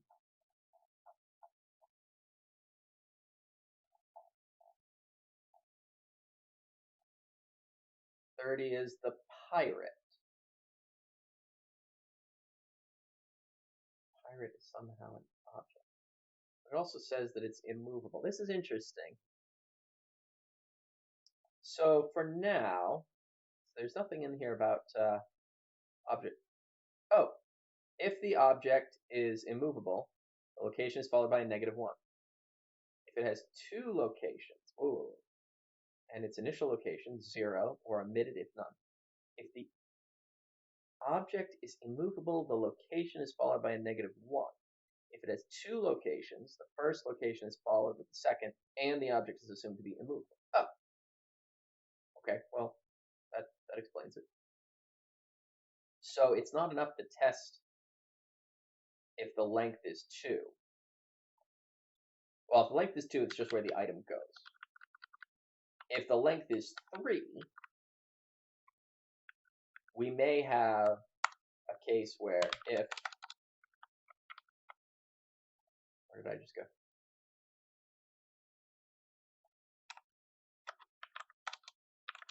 if room 2 equals -1, the item is in a single location and immovable.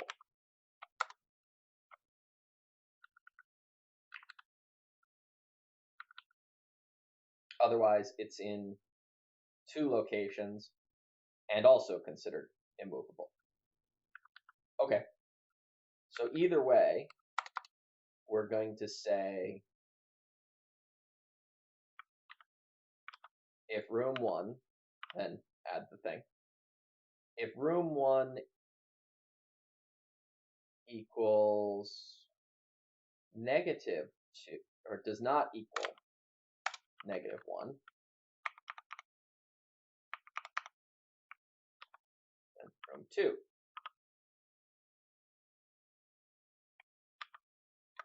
And we'll just combine that.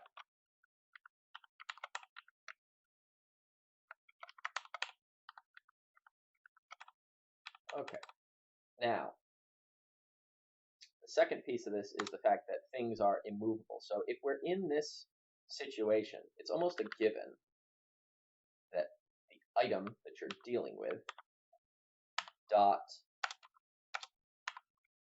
immovable equals true. Okay, fine. So now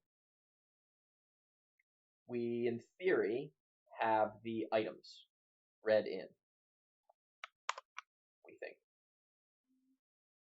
We haven't actually called get section 7, so let's do that.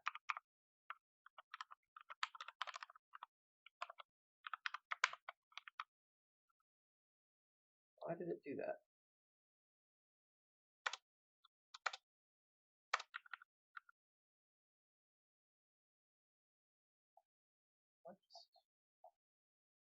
What just happened?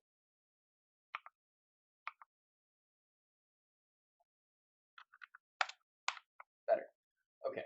Fine, get section 7. So if this all goes according to plan, which it doesn't, given key 17 was not found in the dictionary. Oh, okay. Line 302.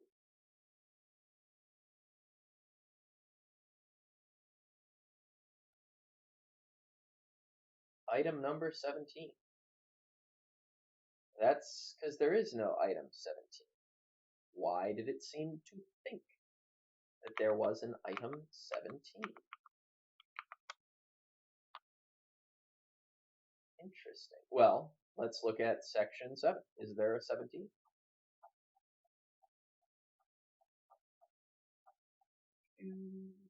There is. Interesting.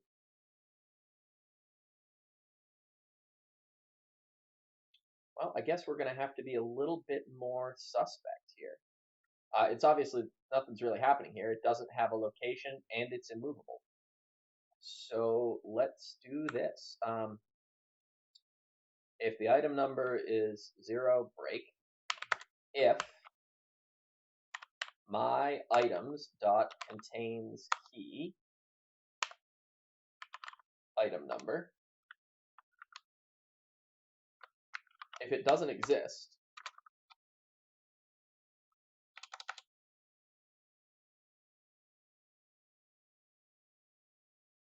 continue.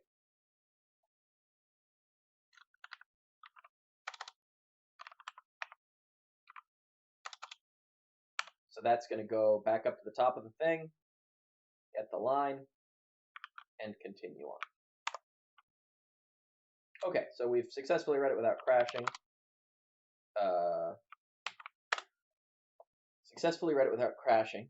So let's go back and see if we see some items. So if we go east, it doesn't tell us that there are items inside of here, but they should be there. So let's go and augment the toString. The toString, which is what we use. Well, we're going to need to string builder this, I think. String builder. And this should be fairly old hat at this point. SB dot append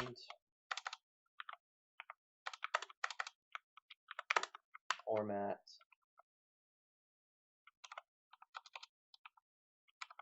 zero comma description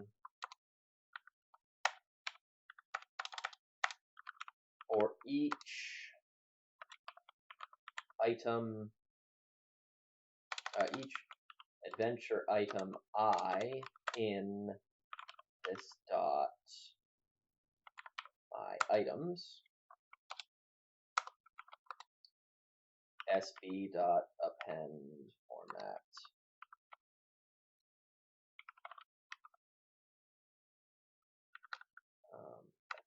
and comma I and backslash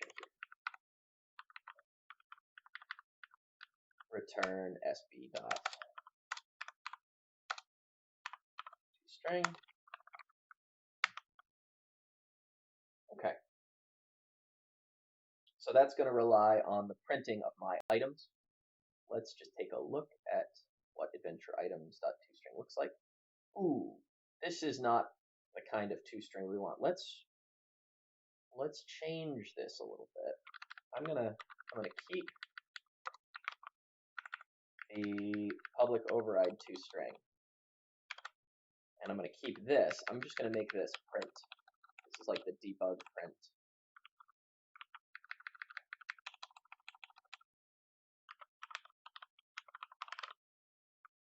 Okay. So we can have the correct version. So when we print out the string, we want it to look at one of the descriptions. So I'm going to return this dot state descriptions sub state.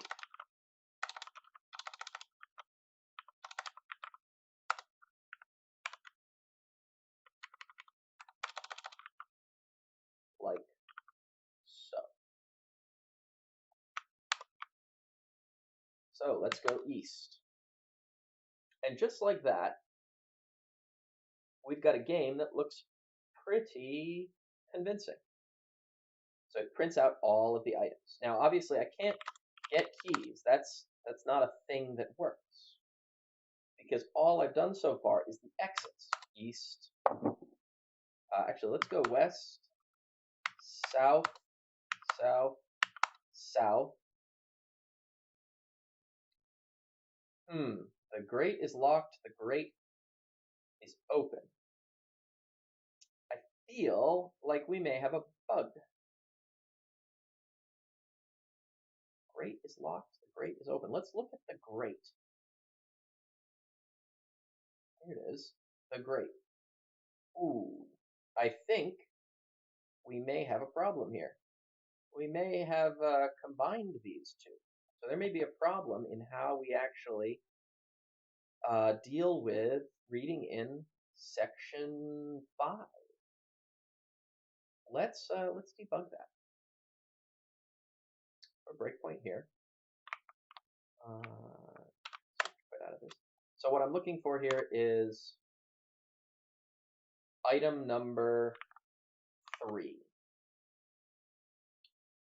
The grate. So item number 1, continue. Item number 2, continue. Item number 3. So we go in, item isn't null, so we say my item, so blah, blah, blah. Okay, create a new item. Item number is parse.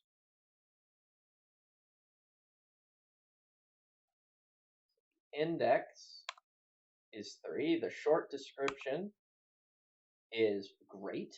So far, so good. Then we read the line. The grate is locked. We split it. Q sub 0. If I see Q sub 0 is 0, 0, 0. The grate is locked. Okay. T, I've lost T. T is 0, which it should be. The item number, oh, whoa. What's item number? Silly rabbit. Description number. Well, that would do it. Okay, so now let's go south, south, south. Okay, the grate is locked. Now I can go down. And we've run into one of those other problems here. 30, 30. Okay. This is probably as far as I want to get this week. We've moved around. We've gotten some items in. We've printed them out. Everything from here on, let's see, we've got our treasures.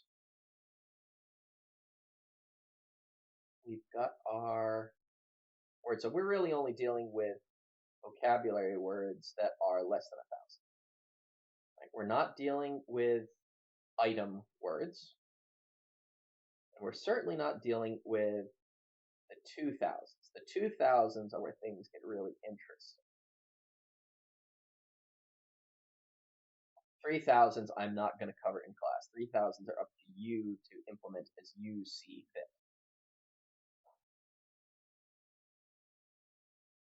All right.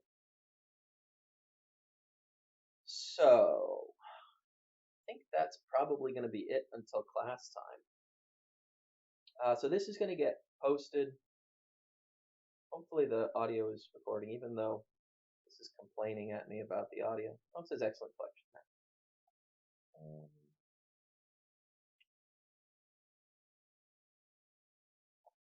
So from here, I think it's actually, you know what? It's not that big of a secret. I'm going to close this down and swap for something else here. I want you to see this. Close that down, bring this over here. This is where we're headed. And this is, maybe I'll start class today with this and we'll talk about it from here. There's no secret here. What I've done is, so here's your exits, right? Let me actually, how do I do this? Display name and type. Yeah. So here is the adventure exit. We just spent a lot of time working on this. Destination, list of vocabulary, and I separated as properties here. Add vocab. Adventure room has a lot more stuff in here. A lot of them are just flags. I'll make this a little bigger. But the interesting stuff is what we've already talked about. Exits. So this is a UML diagram symbol to say that we aggregate a bunch of them. Right? Yeah, you can show it as a field, so it's a list, but I can also show it as a collection association. This is the this is the other thing that I kind of want to deal with. I want to introduce more layers of inheritance. Thank you. I can actually get rid of that now. Don't need the audio thing anymore. I want to introduce more inheritance into this. Everything that we talk about really has some sort of a name and a description.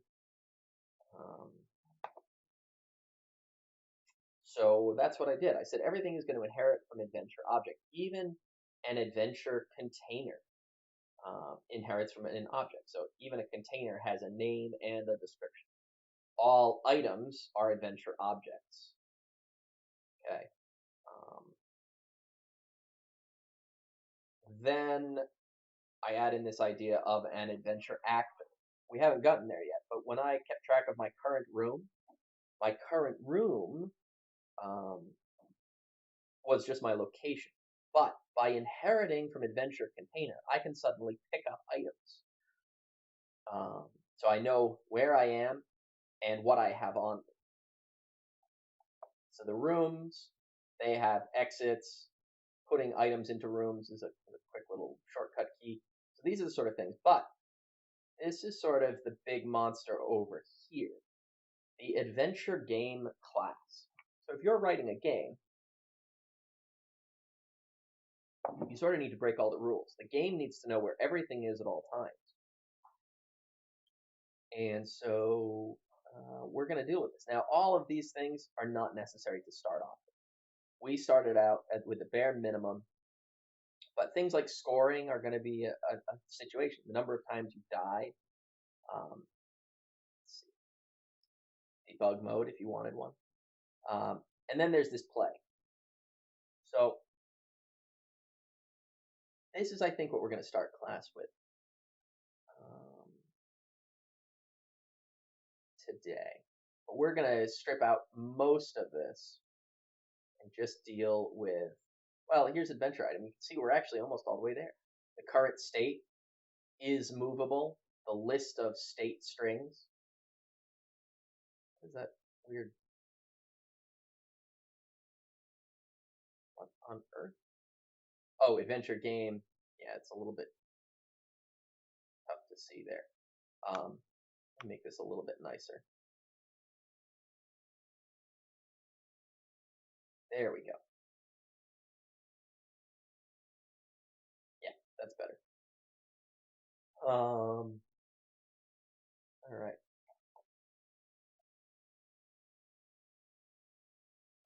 So, how many? I see we're starting to get some people here getting ready for class. How many people have downloaded the game and played it? We'll talk about this for a little while because you're not really going to understand where you need to go with this unless you play. And so this is like something that you can spend a lot of time on. This map that I've got showing, this was made ages and ages ago. Well, I say ages and ages ago, 2009. This is for the 350 point version. This version that I'm playing on DOSBox, I don't think is the exact version.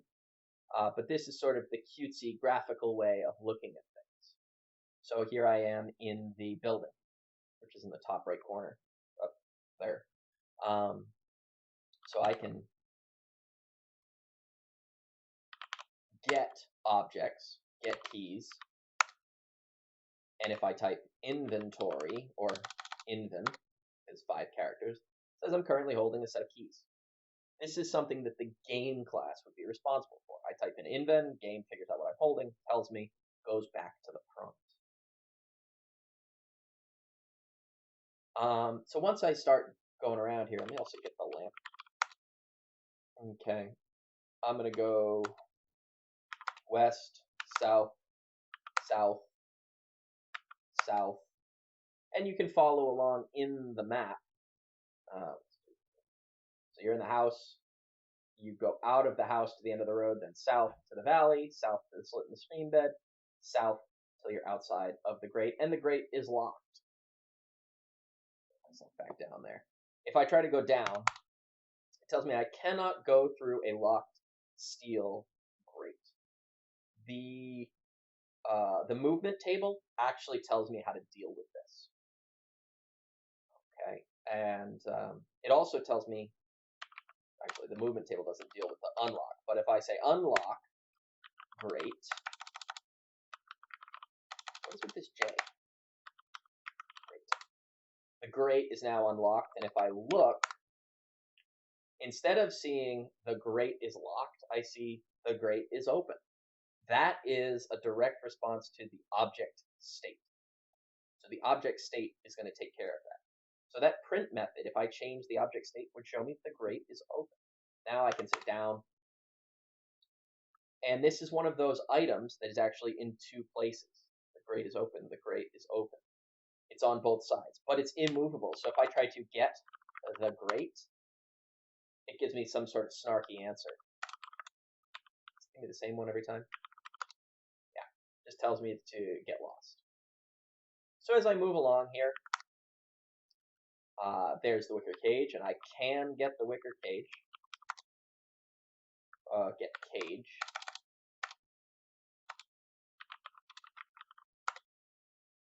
Go west again. It's now pitch dark. If I see the inventory, I see a brass lantern, and I can light the lamp. Light the lamp. Okay. So now suddenly, it went from, it went from being pitch dark, you will likely fall into a pit, to the debris room filled with stuff. Okay, this room, if we go back to our rooms.txt here, here's the debris room. There's its description. One of the flags that these rooms needs to deal with is the the darkness of a room. So if we actually go, I want to go to the other Visual Studio.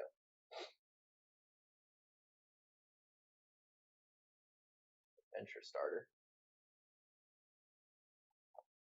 And I can go Visual Studio, the other one. So let's open up advent.4f. So if we go to section 9, which we haven't gotten to, there's a bunch of flags. One of them is the room in light? If the room isn't in light, you need to have the lamp lit in order. It's not child friendly. So there are some special words in the 3000s. They have special meanings. So all these bits, you're going to have need for those as you progress.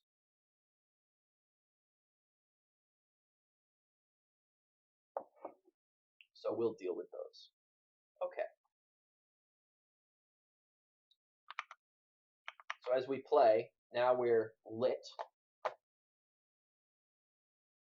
So we're suddenly in the debris room, and we can continue going west in an awkward east-west canyon. West, and there's a bird here, and we can try to get the bird. What?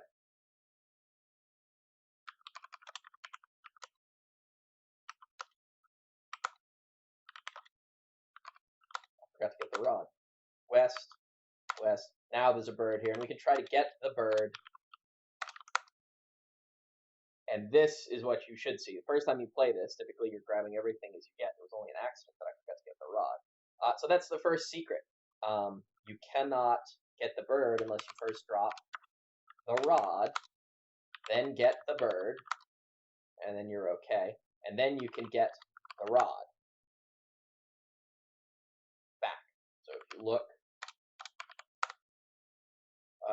you're in this giant 30-foot tall bird chamber, and we can go west from there. At your feet is a small pit. This is interesting. The rough stone steps, those are actually get steps.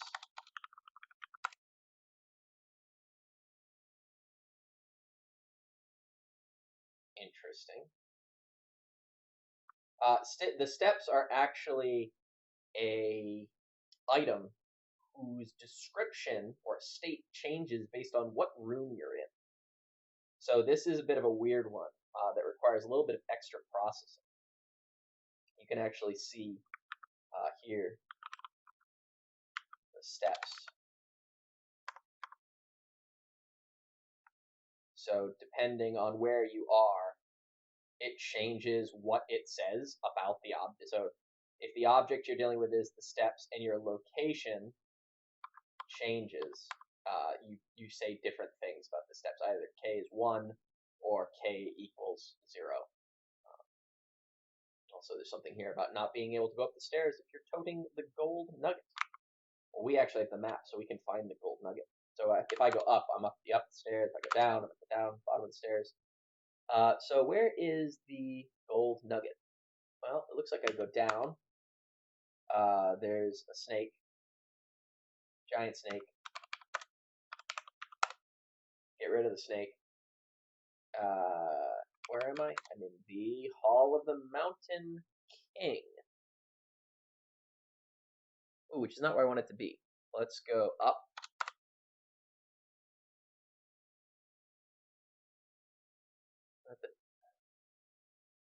I'm in the hall. Oh, I'm in the Hall of Mists. Let's go south. Oh, let's get the nugget. Get gold. Okay, and then up in the nugget room. Wait a minute. North. Ah, I'm in the Hall of Mists, and now I should be able to go up. The dome is unclimbable. East. No. West. I'm in the Hall of Mists. Up. The dome is unclimbable. East. The dome is unclimbable. So what I'm trying to do is oh, here I am in the Hall of Mists. Gosh, I can't figure this out.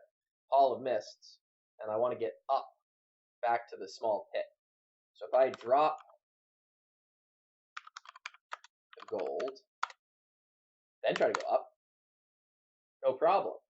I go back down, go up and down, get gold, up. Suddenly the dome is unclimbable.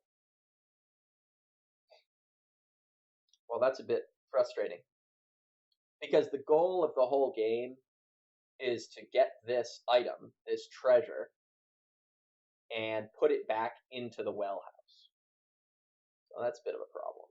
Not sure how to deal with that.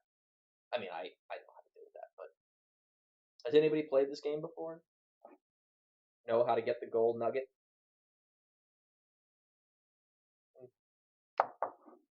We could go north. There's the bird. Go north again. Oh, silver. Get silver.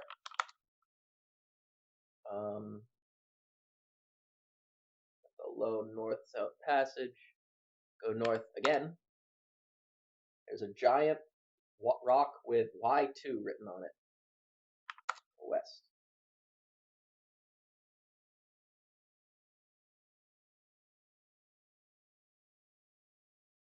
You are at a low window overlooking a huge pit which extends up out of sight. The floor is indistinctly visible 50 feet below. Traces of white mist cover the floor of the pit, becoming thicker to the right. Marks on dust would seem to indicate that someone has been here recently. Directly across the pit from you and 25 feet away, there's a similar looking window looking into a lighted room. A shadowy figure there can be seen peering back at you. The shadowy figure seems to be trying to attract your attention.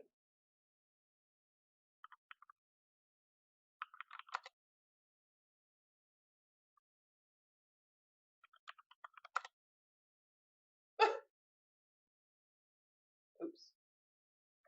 I just killed myself. No, thank you.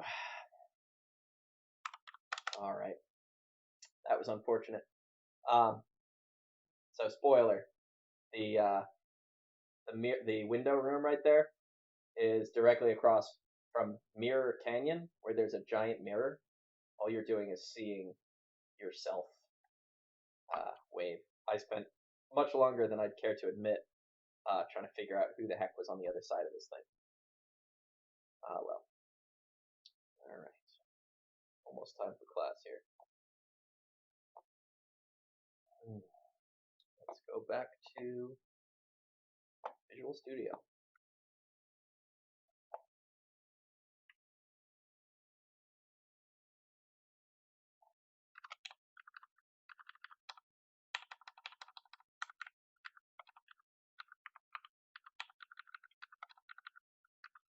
That's it.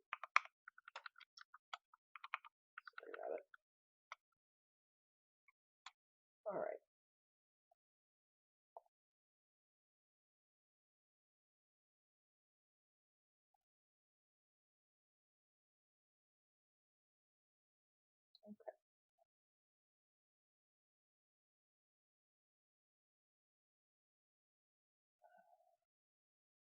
Items, my vocab, my item. So when we left off last class, we had barely gotten through section 2, right? We had dealt with section 1 and section 2. All right. Yeah, that's okay.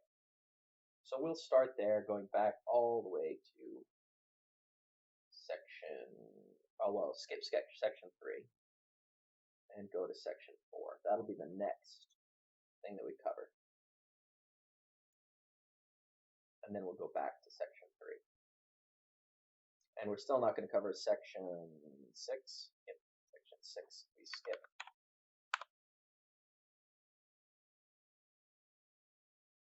And a lot of these, I say you should always do a try parse, but here, if it doesn't crash the first time, we're not going to worry about it. We're going to assume that the data section is correct. As long as it doesn't crash once, the data file doesn't change.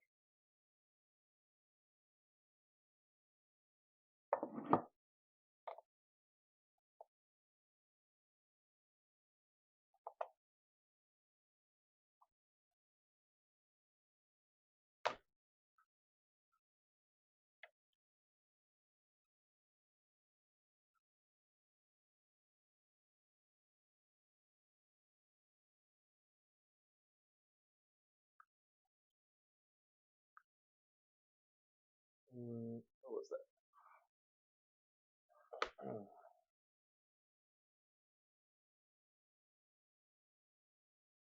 Fine.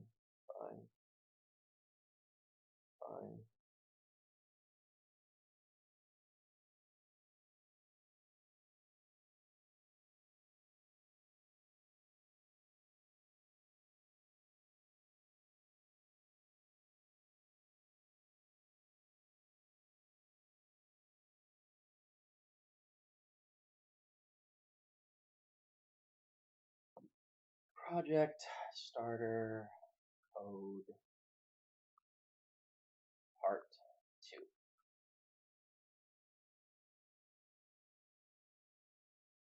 How we doing? 10 people. I don't know, folks. It's quarantine. Oh. Okay.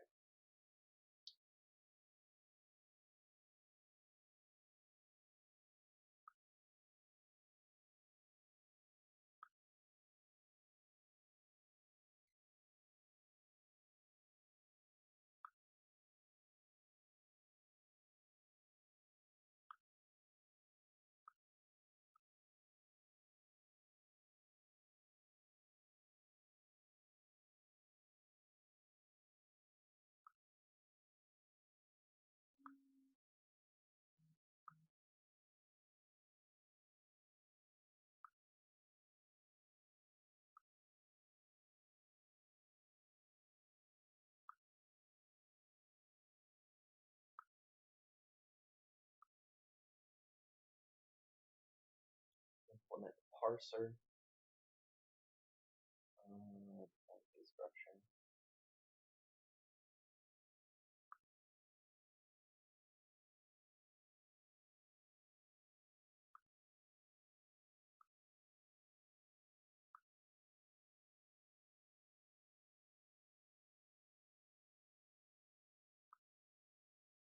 Those are pretty reasonable there. Project goals, define the structure.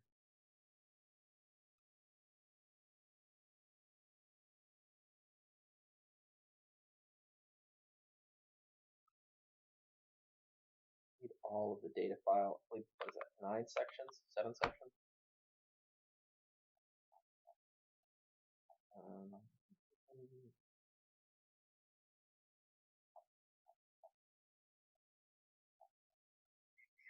Data file contains. Oh, no, more than that. 12 sections.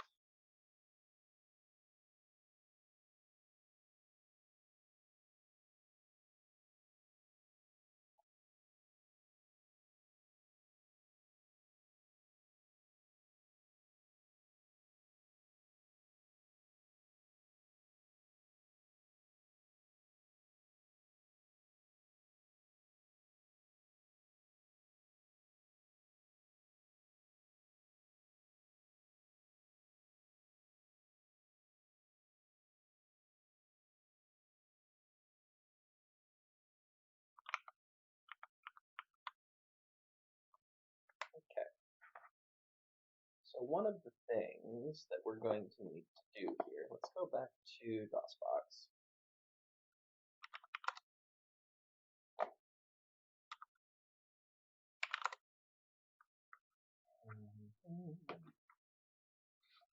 Play adventure.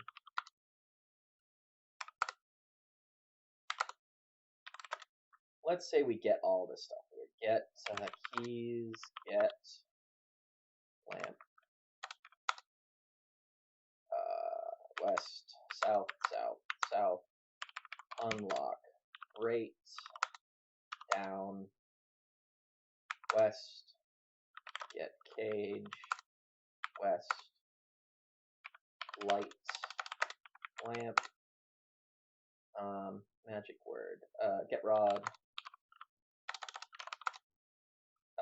look, west, west, drop rod, get bird, get rod, west,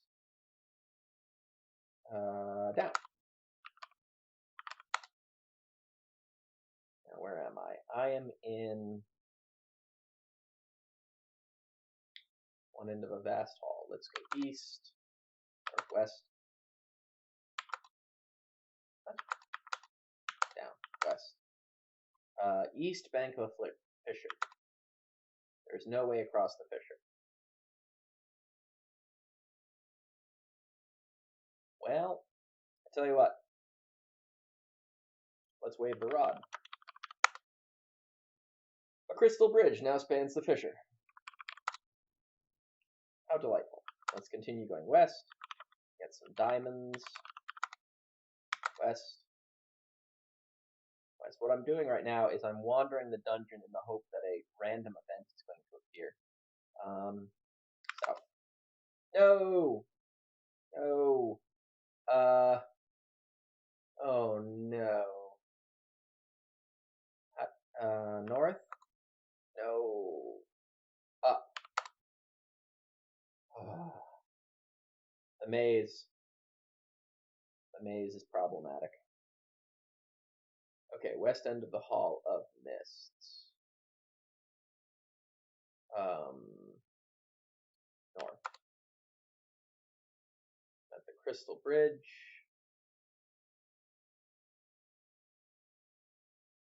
East. Still on the bridge. Go south. No, east, south. Ignore the nugget of gold. Go north. Go north again. Drop the bird. That's the Hall of the Mountain King. We'll go north. Get the silver down. Let's go west. Oh, okay. The thing happened. Are we about time to start class?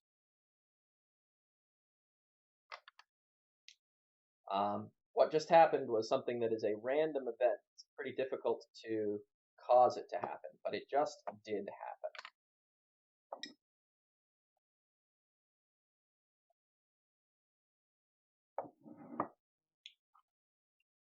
There is a little dwarf who just walked around the corner, saw me, threw a little axe, which missed, and ran away.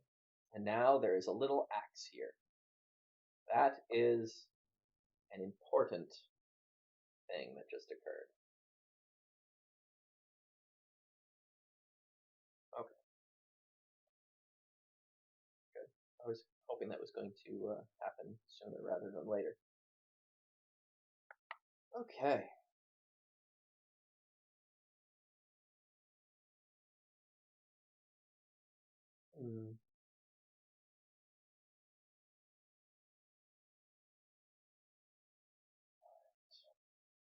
Just about everybody coming in.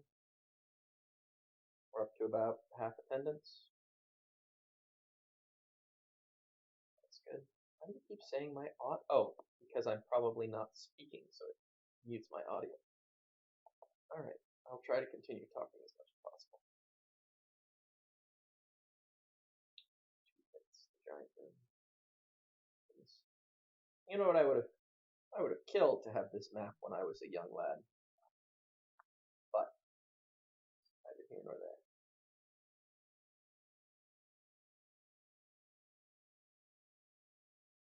Oh. Alright. Alright, so let's get started. It's 4 o'clock. What I wanted to call your attention to, I've been playing for a little while. Running around inside of the cave. And so the map of the cave is above me here. And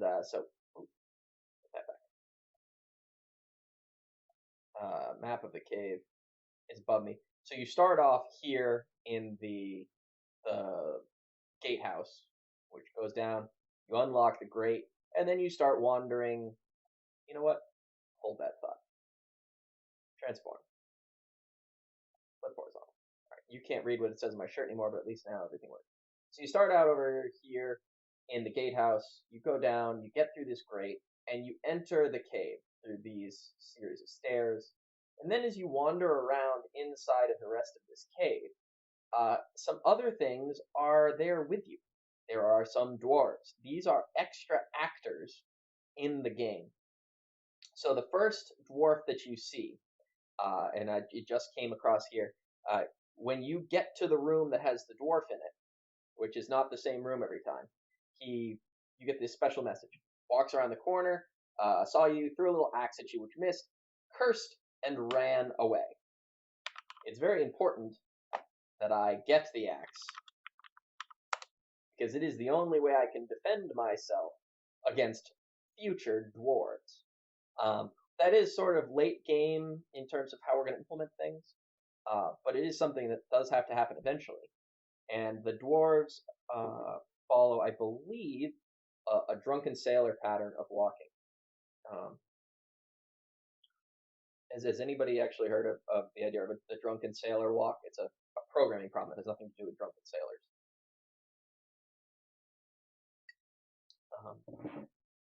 The idea of a drunken sailor walk. Let me switch over to this for a second. Drunken sailor walk is you're on a grid, right? And so you start with your sailor here, and your sailor is this blue dot, and then you randomly choose one direction. So let's say we go north. So now, after one time interval, you're one spot north. Now, you have a 25% chance of going north, south, east, and west. The only thing you can, and you also, I guess you have maybe a 20% chance. You might also stay where you are, but depending on how you specify it. So we'll say 25% north, south, west, and east.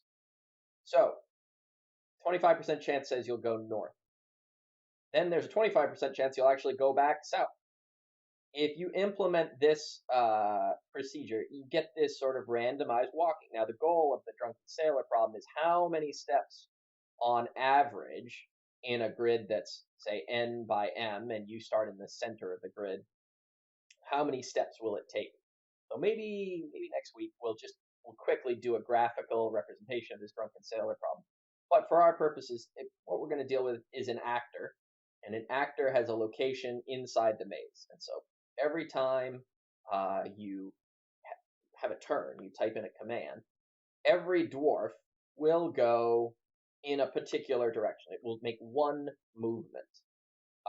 And that's basically going to be the thing that tells us how the dwarves move around. I believe there's 7 dwarves, Snow White, but one of the dwarves is actually the pirate. We'll get there. This is a little bit of a preview of coming attractions, but know that we have multiple actors walking around in our maze or our colossal cave adventure. You, the player, is one actor, and then we've got at least 7 other actors. So this is what I wanted to show you, is that the dwarf has done a drunken walk, and they've ended up here with you. The first time you see a dwarf, he throws an axe at you, and later on, in an extreme act of tolerance, whoa, what did I just do? in an extreme act of tolerance, you will throw the axe at the dwarves and kill them before they kill you because they throw nasty knives. Okay, so just to keep us on track here, let's go over to open board here. Okay, the goals of the project. Project goals: define the structure, which we're doing partially in class. Read all of the data file. So everybody's got to go get the data file from the M drive. Then you're going to implement a parser. The parser just takes your commands and turns them into something that your program can deal with. Last steps are going to be creating these other actors, creating dwarves and the pirates. Okay, but as we go forward, we're going to start. So I've actually been live streaming since like 2 o'clock because I have. So what we're going to do is we're going to go over some things step by step. So when we left off last class, we were just getting done with section 2. Section 2 was section 2, all the way up here, was the short names of the adventure room. So we've actually done a bit more today, but we're going to reset. Let's start by actually just showing what we've done so far, adding a new item, a class diagram, so we can actually look at this and see what we've done. So a class diagram, let's throw an adventure room inside of here. We started off saying that an adventure room has a description. Okay, that's all we had really dealt with up until now. It had a short description and a long description. Short description and a long description. Rooms have to have exits. We'll get there. And we had written a print function. The print function just printed out everything as sort of a debug print statement. From there, I sort of did a few hand waving techniques, and we're going to sort of go back to those. So let's go back to our main program here. I've simplified the way things look. I've got a few more sort of global variables. They're part of the class for the program. And I've got my get data function. My get data function has been reduced to this. It's 7 or 8 lines. Each one of these deals with each section in the data file. So get section 1 was the code we had already written. Goes ahead and first it reads the line that is section 1, it says 1, right? And then it goes through each line, figures out how to create new rooms, and so on and so forth. But I've made an important change. Okay. The problem with using this as the index into an array is that arrays in C# start at 0, which was different from how Fortran did it. Fortran actually started at 1, so this made a lot of sense. So I've introduced the idea of a dictionary. And did we start talking about dictionaries last time? We originally had this as a list, and a list is just like an array, but it's variable size. A dictionary is similar in the way that we access things. Actually, just go over here for a second. 264 slides. Dictionaries. Maybe we'll do this today. Maybe we'll talk about dictionaries before we keep going. Let's go to 11. That's good. Let's talk about dictionaries and why we're going to use them. I have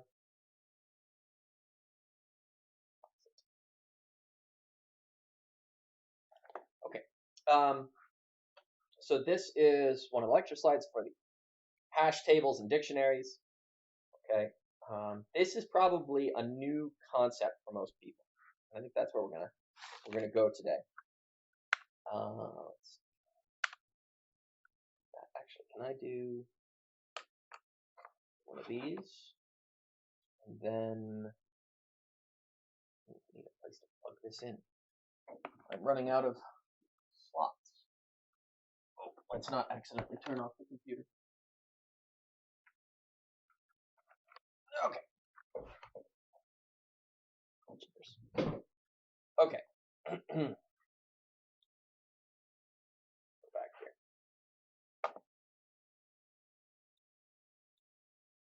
Oh, how far back did I go? Okay. So we're going to talk about these things called dictionaries and hash tables.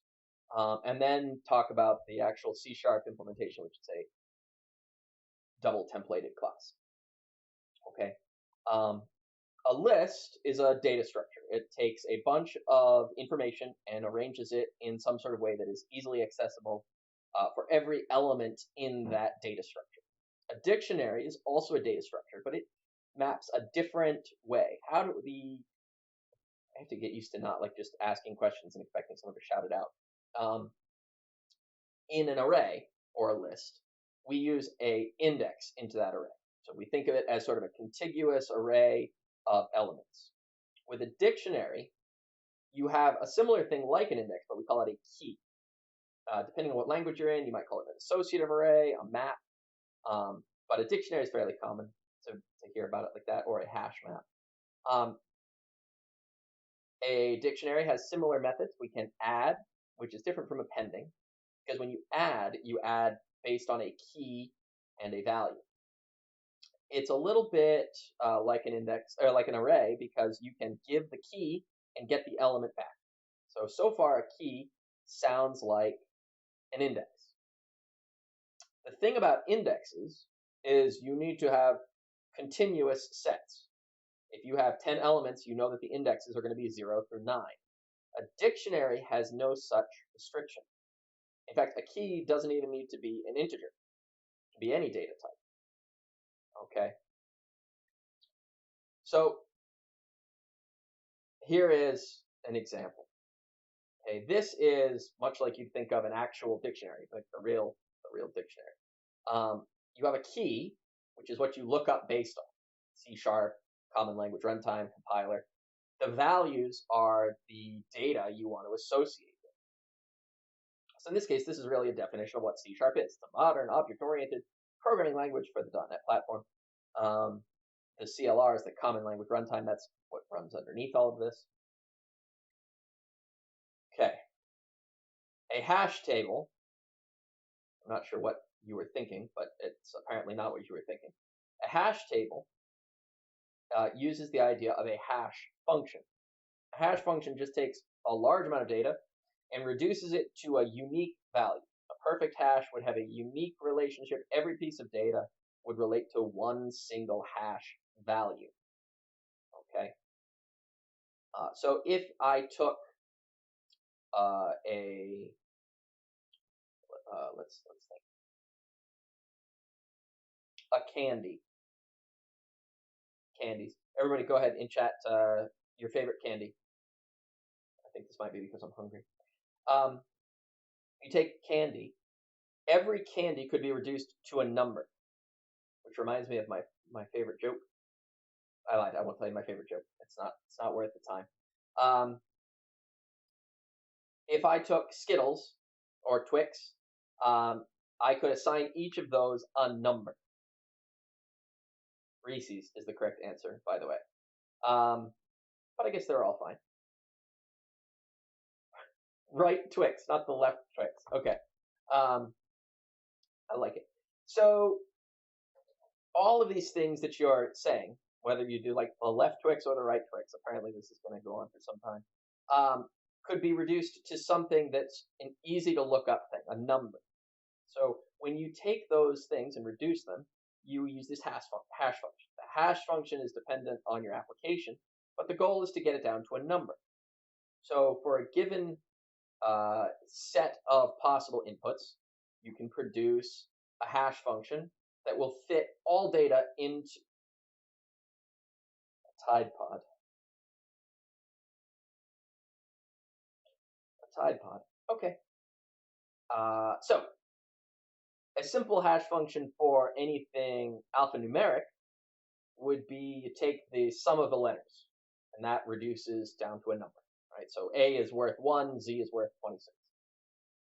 It's a way.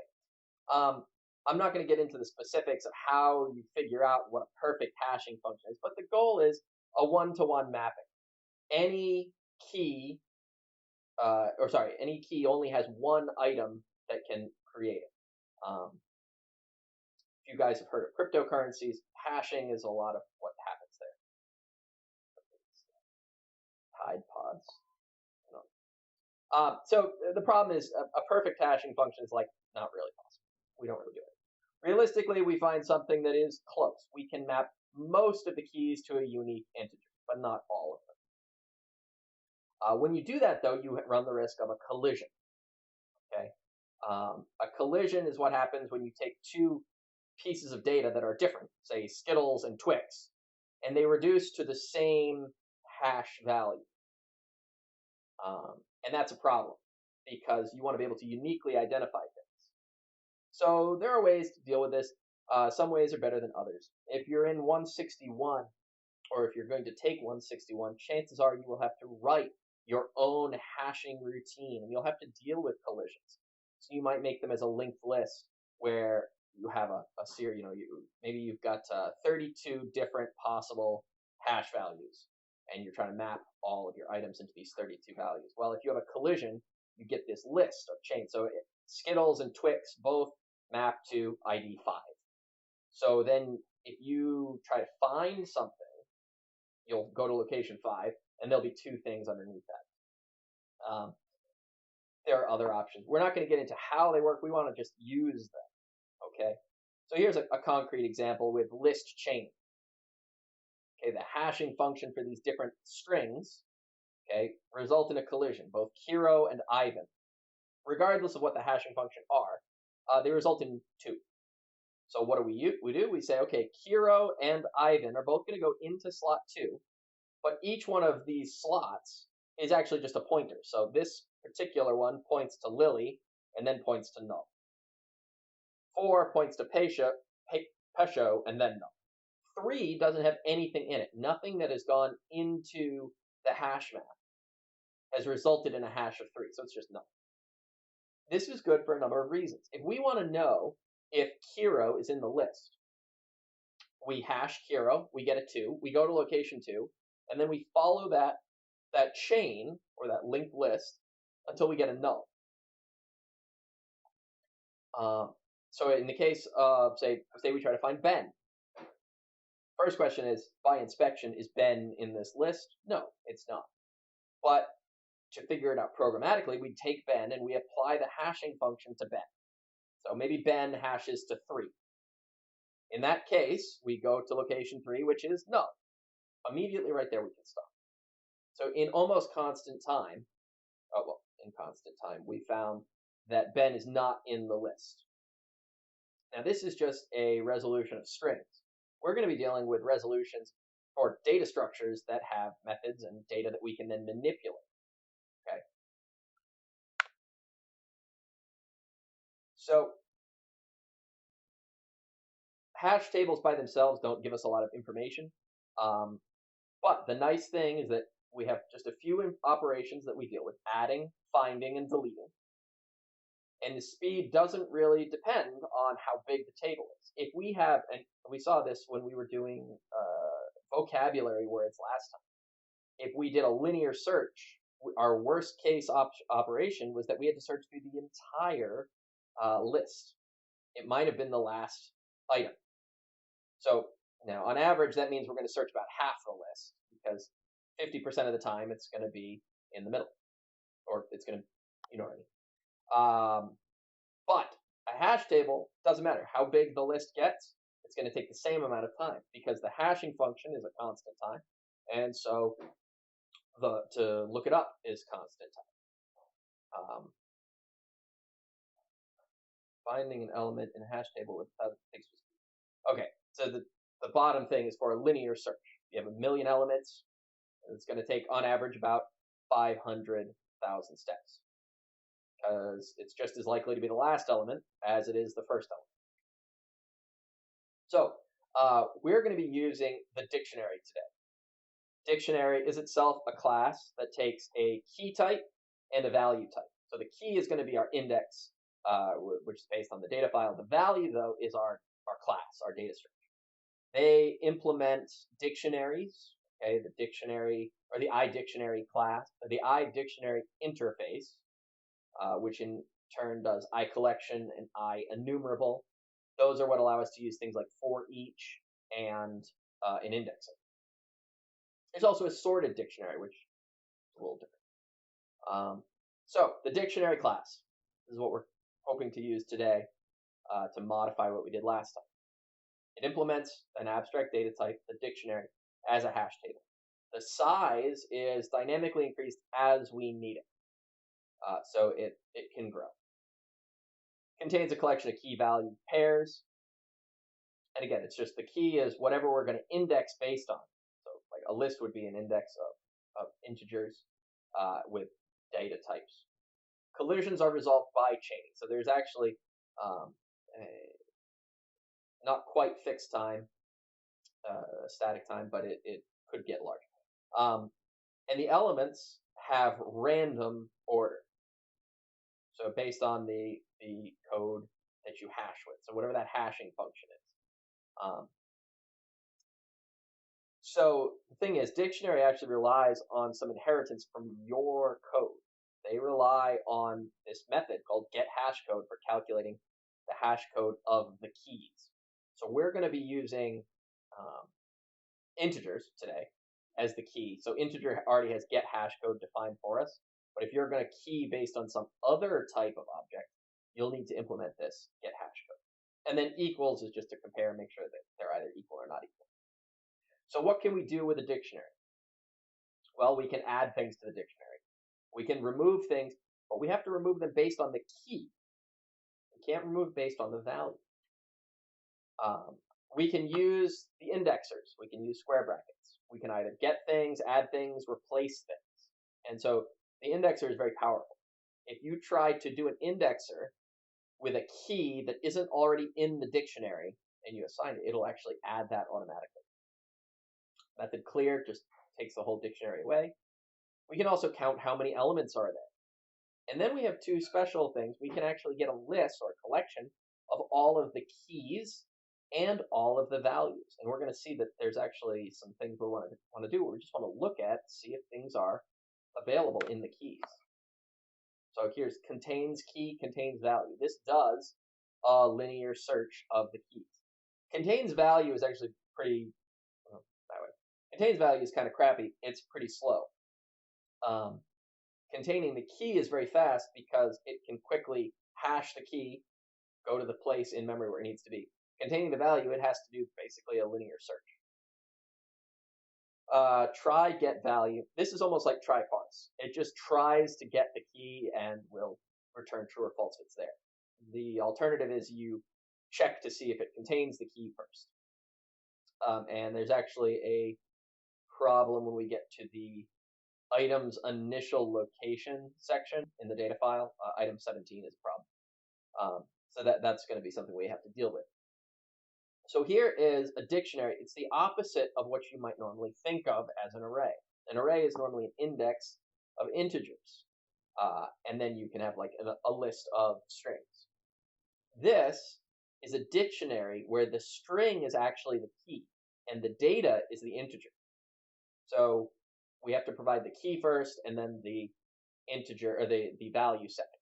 So when we add things to this dictionary, we're at, it does work. So when we're adding Ivan 4, what we're saying is that the data we want to keep track of is the number 4. And we're going to reference it based on the string Ivan. So down here, when we say, okay, give me the value associated with Peter, we're going to get 6. Okay. This is got a lot of stuff going on behind the scenes to make this possible. When you do an indexer, Peter, square brackets, it hashes the string that you pass in, then it goes into the underlying data type, finds the list is necessary to chain through, and goes until it finds it. And eventually it returns the number 6. Okay? We can also check to see if Peter is in the hash table with the contains key. Now, when we iterate over a dictionary, okay, we get something a little bit different. So here we're using the shortcut type var, which is sort of like an automatic or an auto, a variable pair. Pair is actually a string integer tuple. So the key is what you think of as Ivan or Peter or Maria or George, and the value is the integer. So that's just a shorthand way. You don't have to write out quite as much to say var. We can iterate over student marks though. Okay, we're going to do live demos in the project, but we'll go through this as we go along. So this is sort of, the dictionary is almost always a shorthand to solving interesting computer science problems. So here, if we want to know how many times a word exists, we've got a long string of text, a text, some text, just some text. We want to count the number of words. So we're going to split based on spaces and commas and dots, periods, things like that. So when we split this, we are going to say, all right, if the, and let's go through it like this,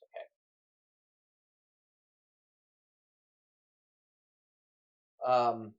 For each word in this array, which is each one of these words by itself, start the count at 1, and then if the dictionary already contains that word, just add 1 to that.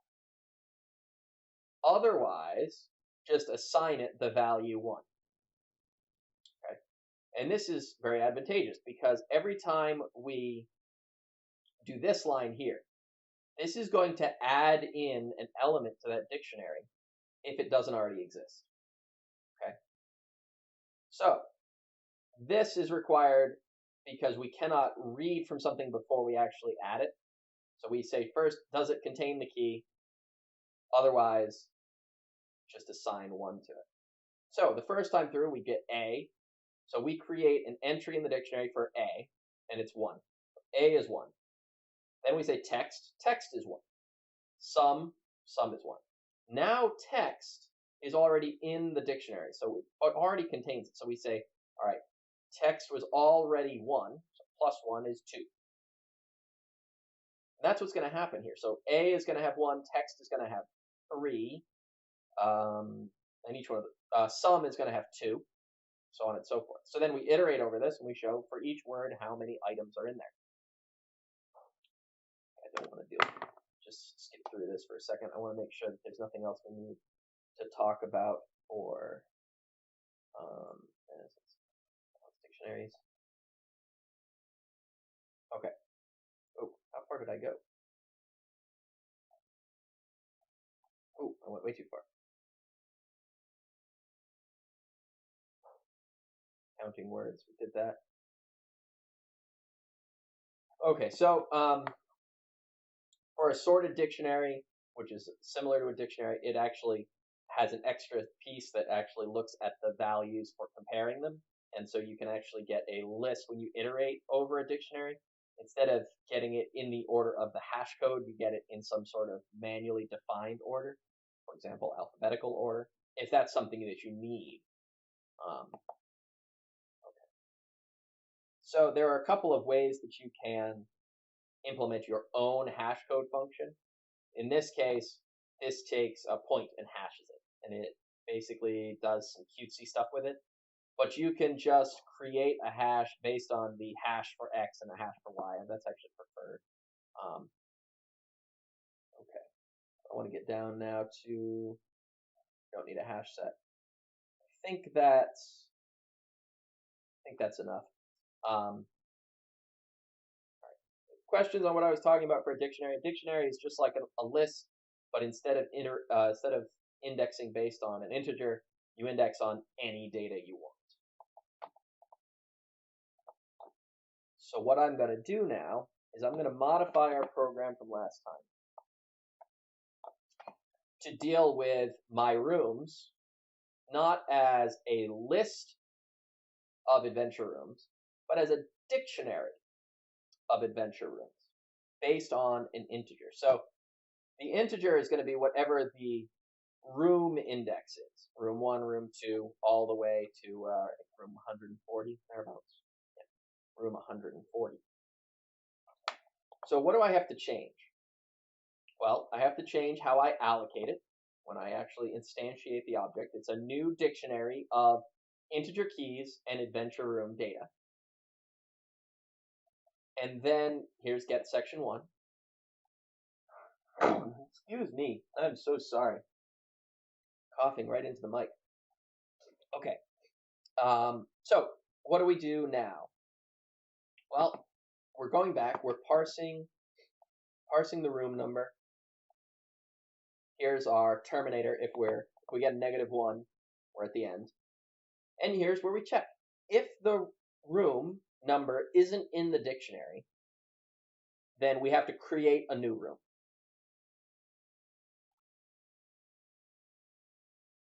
Once we've created the room, though, we can access it, and it doesn't matter if we are in sequence. We can create room 140 before we create room 110 or room 1, because it's not based on the index, based on the hash of the key. So here's where we went before. We said, okay, get the description. If it's a 0-length description, set it equal to whatever the current line's string is. Otherwise, put a space and then more of the description. So that's it. We didn't actually have to change a whole lot. We just changed our setting. Instead of comparing the array length and then adding 1, we don't worry about that. We just say if the key is there, we have to create it. Otherwise, the key already exists. Okay, so that was section 1, the long description. Section 2, we didn't change at all. Okay, this is exactly the same as it was last time. Just get the short description. Okay. When we left off last time, we had skipped section 3 and gone to section 4. Is that accurate? We had done vocabulary, right? Let's go over to section 4 here. My goodness, section 4. Come on, here we go. So section 4 is actually not a great candidate for a dictionary, because a dictionary assumes that the key only has 1 value. So here, 2, the word that corresponds to 2, is road and hill. And that's really how I want to index this. So I'm actually going to use a list for adventure vocabulary. I'm going to leave it as a list. So that all stays because the keys for this aren't unique. The numbers are not unique. Okay, so for the next section 4, all I'm doing is not using the index right now. I'm just throwing everything into this vocabulary. I create the adventure vocab with a constructor. That's it. Later on, I might deal something with the index, but for now, that's all I'm doing. So section 4 by itself, not that interesting. I want to go back to section 3. I think. Let's just check here. I want to go to the room. Oh, I have the rooms open. Section 5 is... Oh, section 5 is the items. So I think before we do the items, we're going to do the section 3. Section 3 is probably the most complicated section to implement fully, but it's relatively easy to implement partially. And it's spelled out in the comments of the source. Here's section 3. It is the travel table. Each line contains a location number, X, and another location number, and a second location number, Y. Then a list of motion numbers. So everything after the first 2 is motion numbers. Each motion number represents a verb, which will allow you to go to Y if you're currently at X. So from room 1, you'll go to room 2 if you use word 2, 44, and 29. That's it. That's all there is to it. So I'm going to define this line as describing an exit from room 1. And so an exit has a source, has a destination, and has a list of words.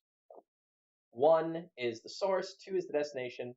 Those 3 numbers are the vocabulary tokens or keys in the dictionary that will get you from source to destination. So if I look at this, this is room 1 going to room 2. Let me go back to DOSBox for a second here. Let's play. Oh, there's a door. Okay, I'm just for a second here. Here I am. There's another dwarf that has just appeared. He drunkenly kind of walked away and then walked back, I guess. So I'm going to throw axe, and I killed the little dwarf. Get axe. Get axe. Okay. What I wanted to do was actually quit. Yes, and I wanted to restart. So here I am. I'm in room 1 right now. I'm standing at the end of a road before a small brick building. If I look at the words for 2, 4, and 29, they're in section 4. 2 is road or hill. 29, is it 29? I've already forgotten. So if I say road, I end up that I've walked up a hill still in the forest. This is definitely not the 350 point version. That's not real. But I am at the hill. If I go back east, I'm at the end of the road again. If I type hill, I'm at the hill at the end of the road. Same place. So those vocabulary words get me from room 1 to room 2. So when I create the object, I'm just going to go from source to destination. And then as a shortcut,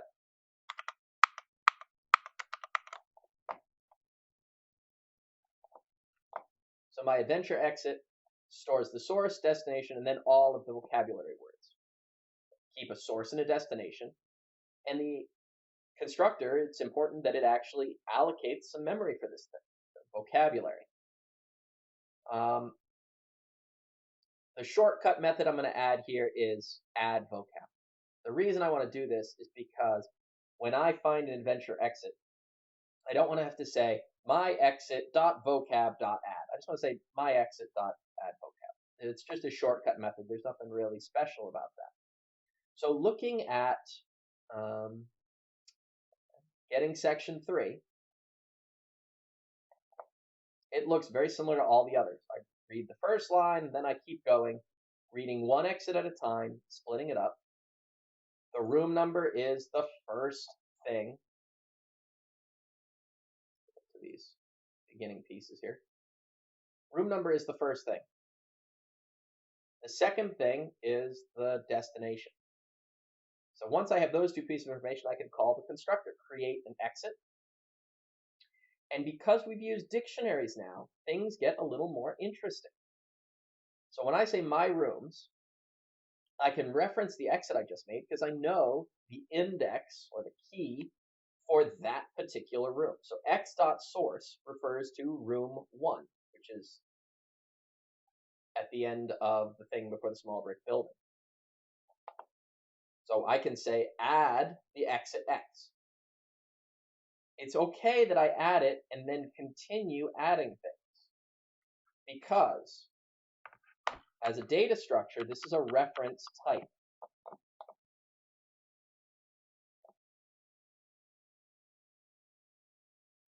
It's a reference type. So I've got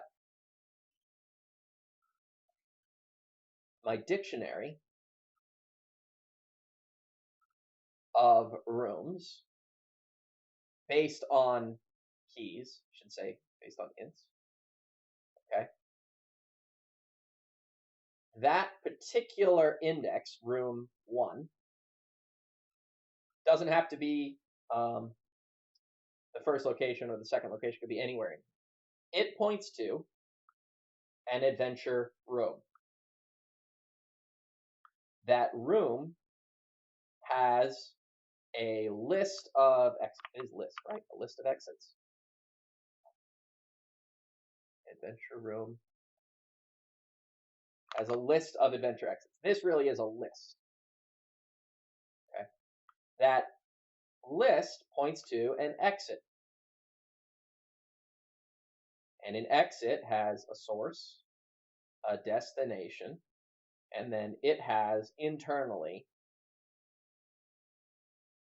a list of vocabulary numbers. Okay. So when I go and I say, where was I?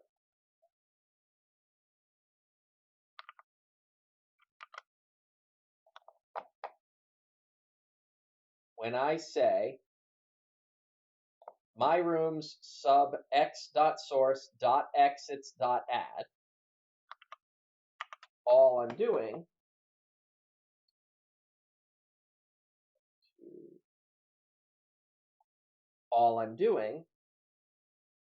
is creating a new pointer to an exit that already exists. So in my main program, I have something that I called X. So X points to this exit, and now this particular room's list of exits points to this exit. So I can continue to add things to the vocab for that room.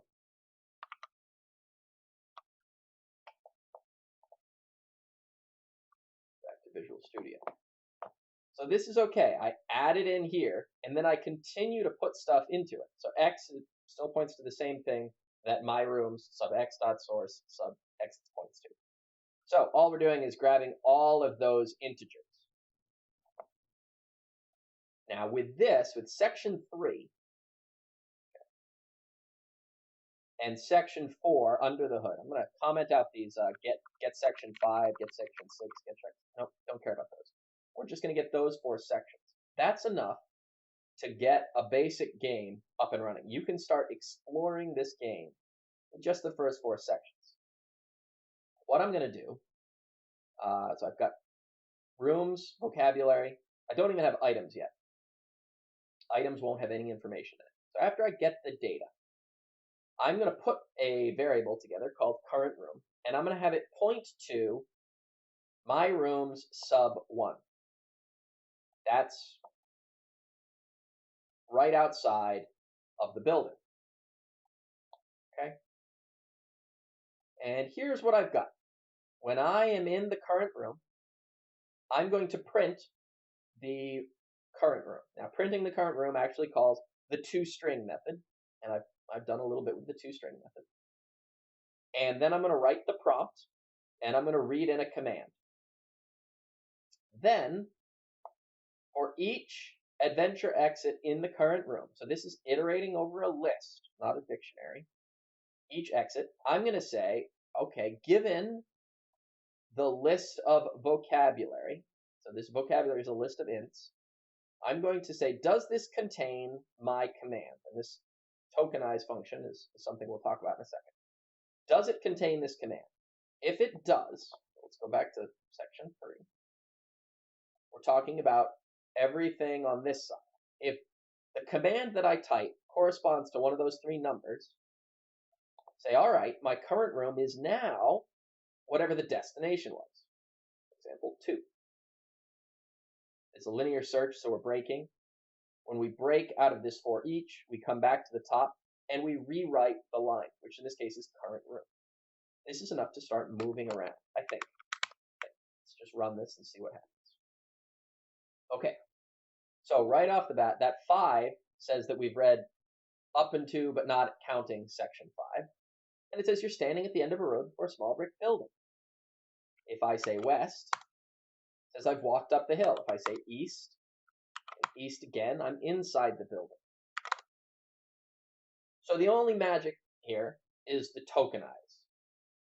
The tokenize command, right here, it takes any string and tries to compare it with vocabulary. Let me quit out of this.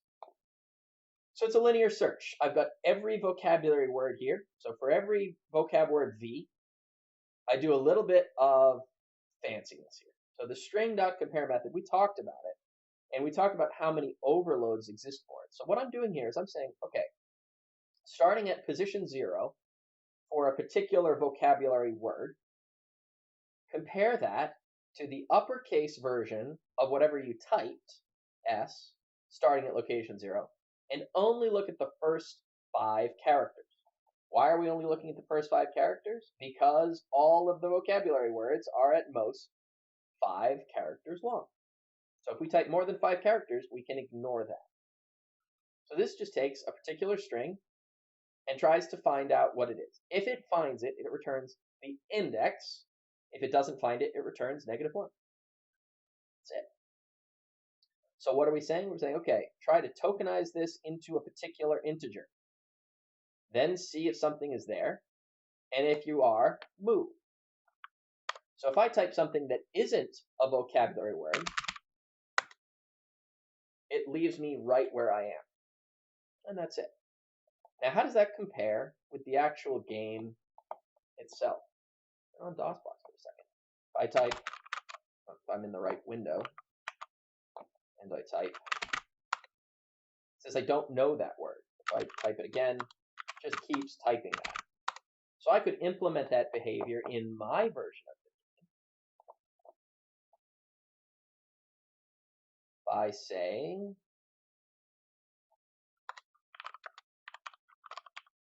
just assign it to a variable now.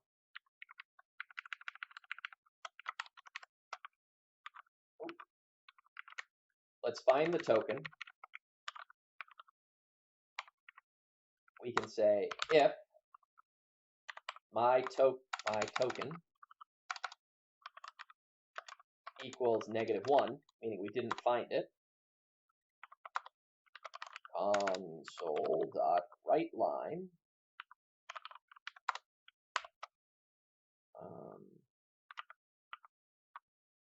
I don't know that word.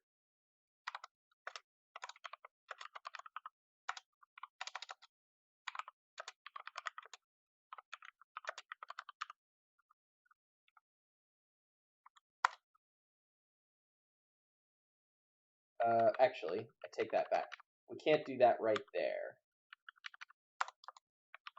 Do it down here.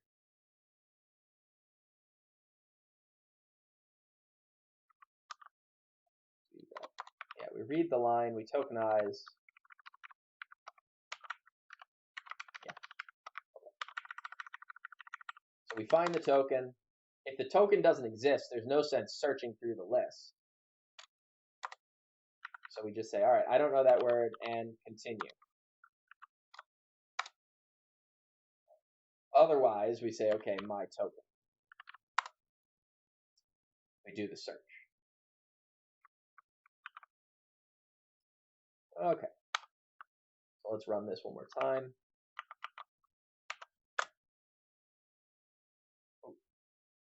Okay. So here we are. If we type blah, blah, blah, it says I don't know that word, and it says you're standing at the end. If I go east, you're inside the building. West, you're back out there. Bless you. Okay. So there is our basic game. From now on, it's about adding features to the game. Okay. So this game is not particularly complicated. It requires very little data. There's, what did I say, 12, 15 sections? 12 sections? There's 12 sections. We've only done the first 4, and we can move around inside of this game. The parser needs to get more complicated because we need to be able to handle multiple words, 2 words. We need to be able to handle special verb-like words. We need to implement a player class that's going to keep track of how would the program know to assign to my token how would it know? Because that's what I did in the tokenize function. The tokenize function says -1.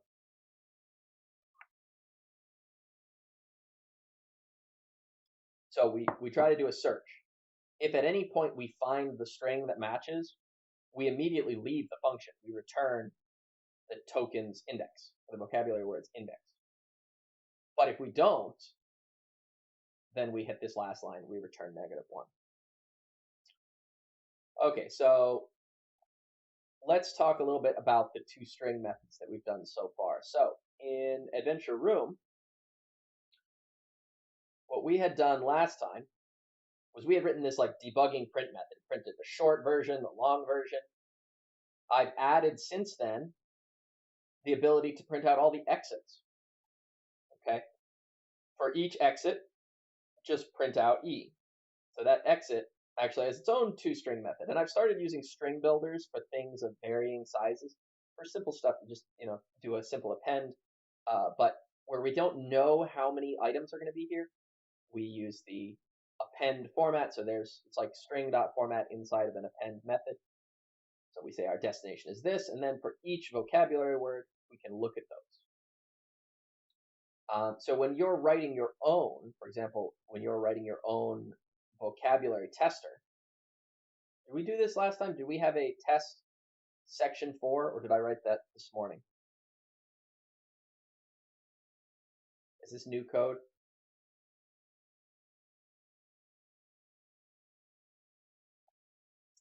If it isn't, this is just 2 linear searches. I think I did write this morning. Basically, it reads in some input and it assumes that whatever you type doesn't exist. Then it tries to parse a number. So the idea is if you're trying to work for section 4 and you type in 34, it'll try to find a vocabulary that has the index 34. And then it'll print out the word associated with 34. Otherwise, it'll say not found. But if it can't parse an integer, it assumes you typed in the word and tries to search based on the word. And so there's the string compare. And this is where I first did the string compare. I said, okay, we're going to look at the word starting at index 0. We're going to look at the capitalized version of whatever you type. We're only going to look at 5 characters. The equal 0 means these 2 strings are equal. So this is how we, as you're writing things, you're writing, you're writing your get data, okay, which you should be doing. It's as simple as saying, okay, get section 1, get section 2, get section 3, get section 4. You can test after each of these things. So up here in my main program, after get data, you can say test section 4. And when we run this, now it'll ask me things. So if I type in 38, it says, oh, 38 is Hall.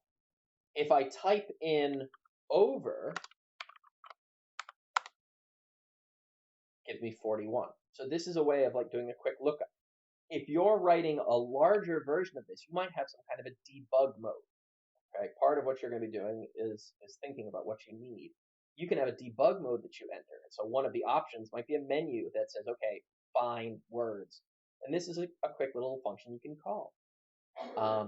It's just a search. And in fact, it's not even a good search because with a list of vocabulary items, where are we? Test section 4. You can say my vocab dot contains. Ooh, no, you can't say dot contains. Dot. Whoa. Slow down there, Nelly. Dot. Oh, maybe you can't. Maybe okay. Maybe that was true. Oh, find. There it is. You can just use find. No, that's not quite it either. Interesting. Maybe I'm thinking of something in a dictionary that I was pondering. Yeah, so maybe that's why I did it as a linear search, because a vocabulary object isn't the string that you're finding or the number that you're finding. Okay, so that is today. We dealt with the dictionary and we added in the motion table. But I do want to show you something. The motion table is not all it's cracked up to be. Okay, we don't have the full game yet. Let me just take the test of section 4 out. I want to run this again. And we're going to do east, no, west, south, south, south. Here I am. Oh, what?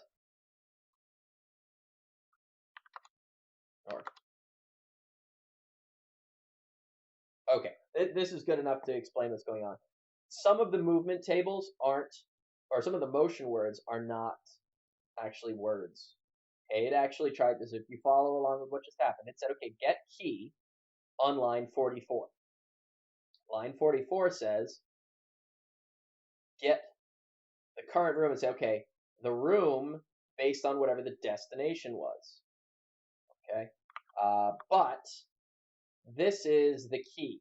That key doesn't exist. 50,005 is not a thing. To understand what's going on, you have to consult this this stuff. There's a whole lot more to motion words than just the basic motion words. So there are some conditionals built into the number. So if you have things in the thousands or in the hundreds, things get a little bit dicey. So there are some things that reference other sections we haven't yet read in yet, like snarky messages. We're going to deal with that next time, I think. And that's, I think, a good place to stop. So I will see you on Monday. This stream is going to be extremely long. I don't know if I'm going to split it up on YouTube or what I can do. It'll probably just be a very long stream, because I've been streaming, like I said, since 2 o'clock. When do we need to be in groups and how? Or do we even need to worry about this yet? You do not need to worry about this just yet. So on Monday, we will be dealing with how to deal with groups. For now, you should be working on this sort of individually, getting yourself up to speed on how this is supposed to work.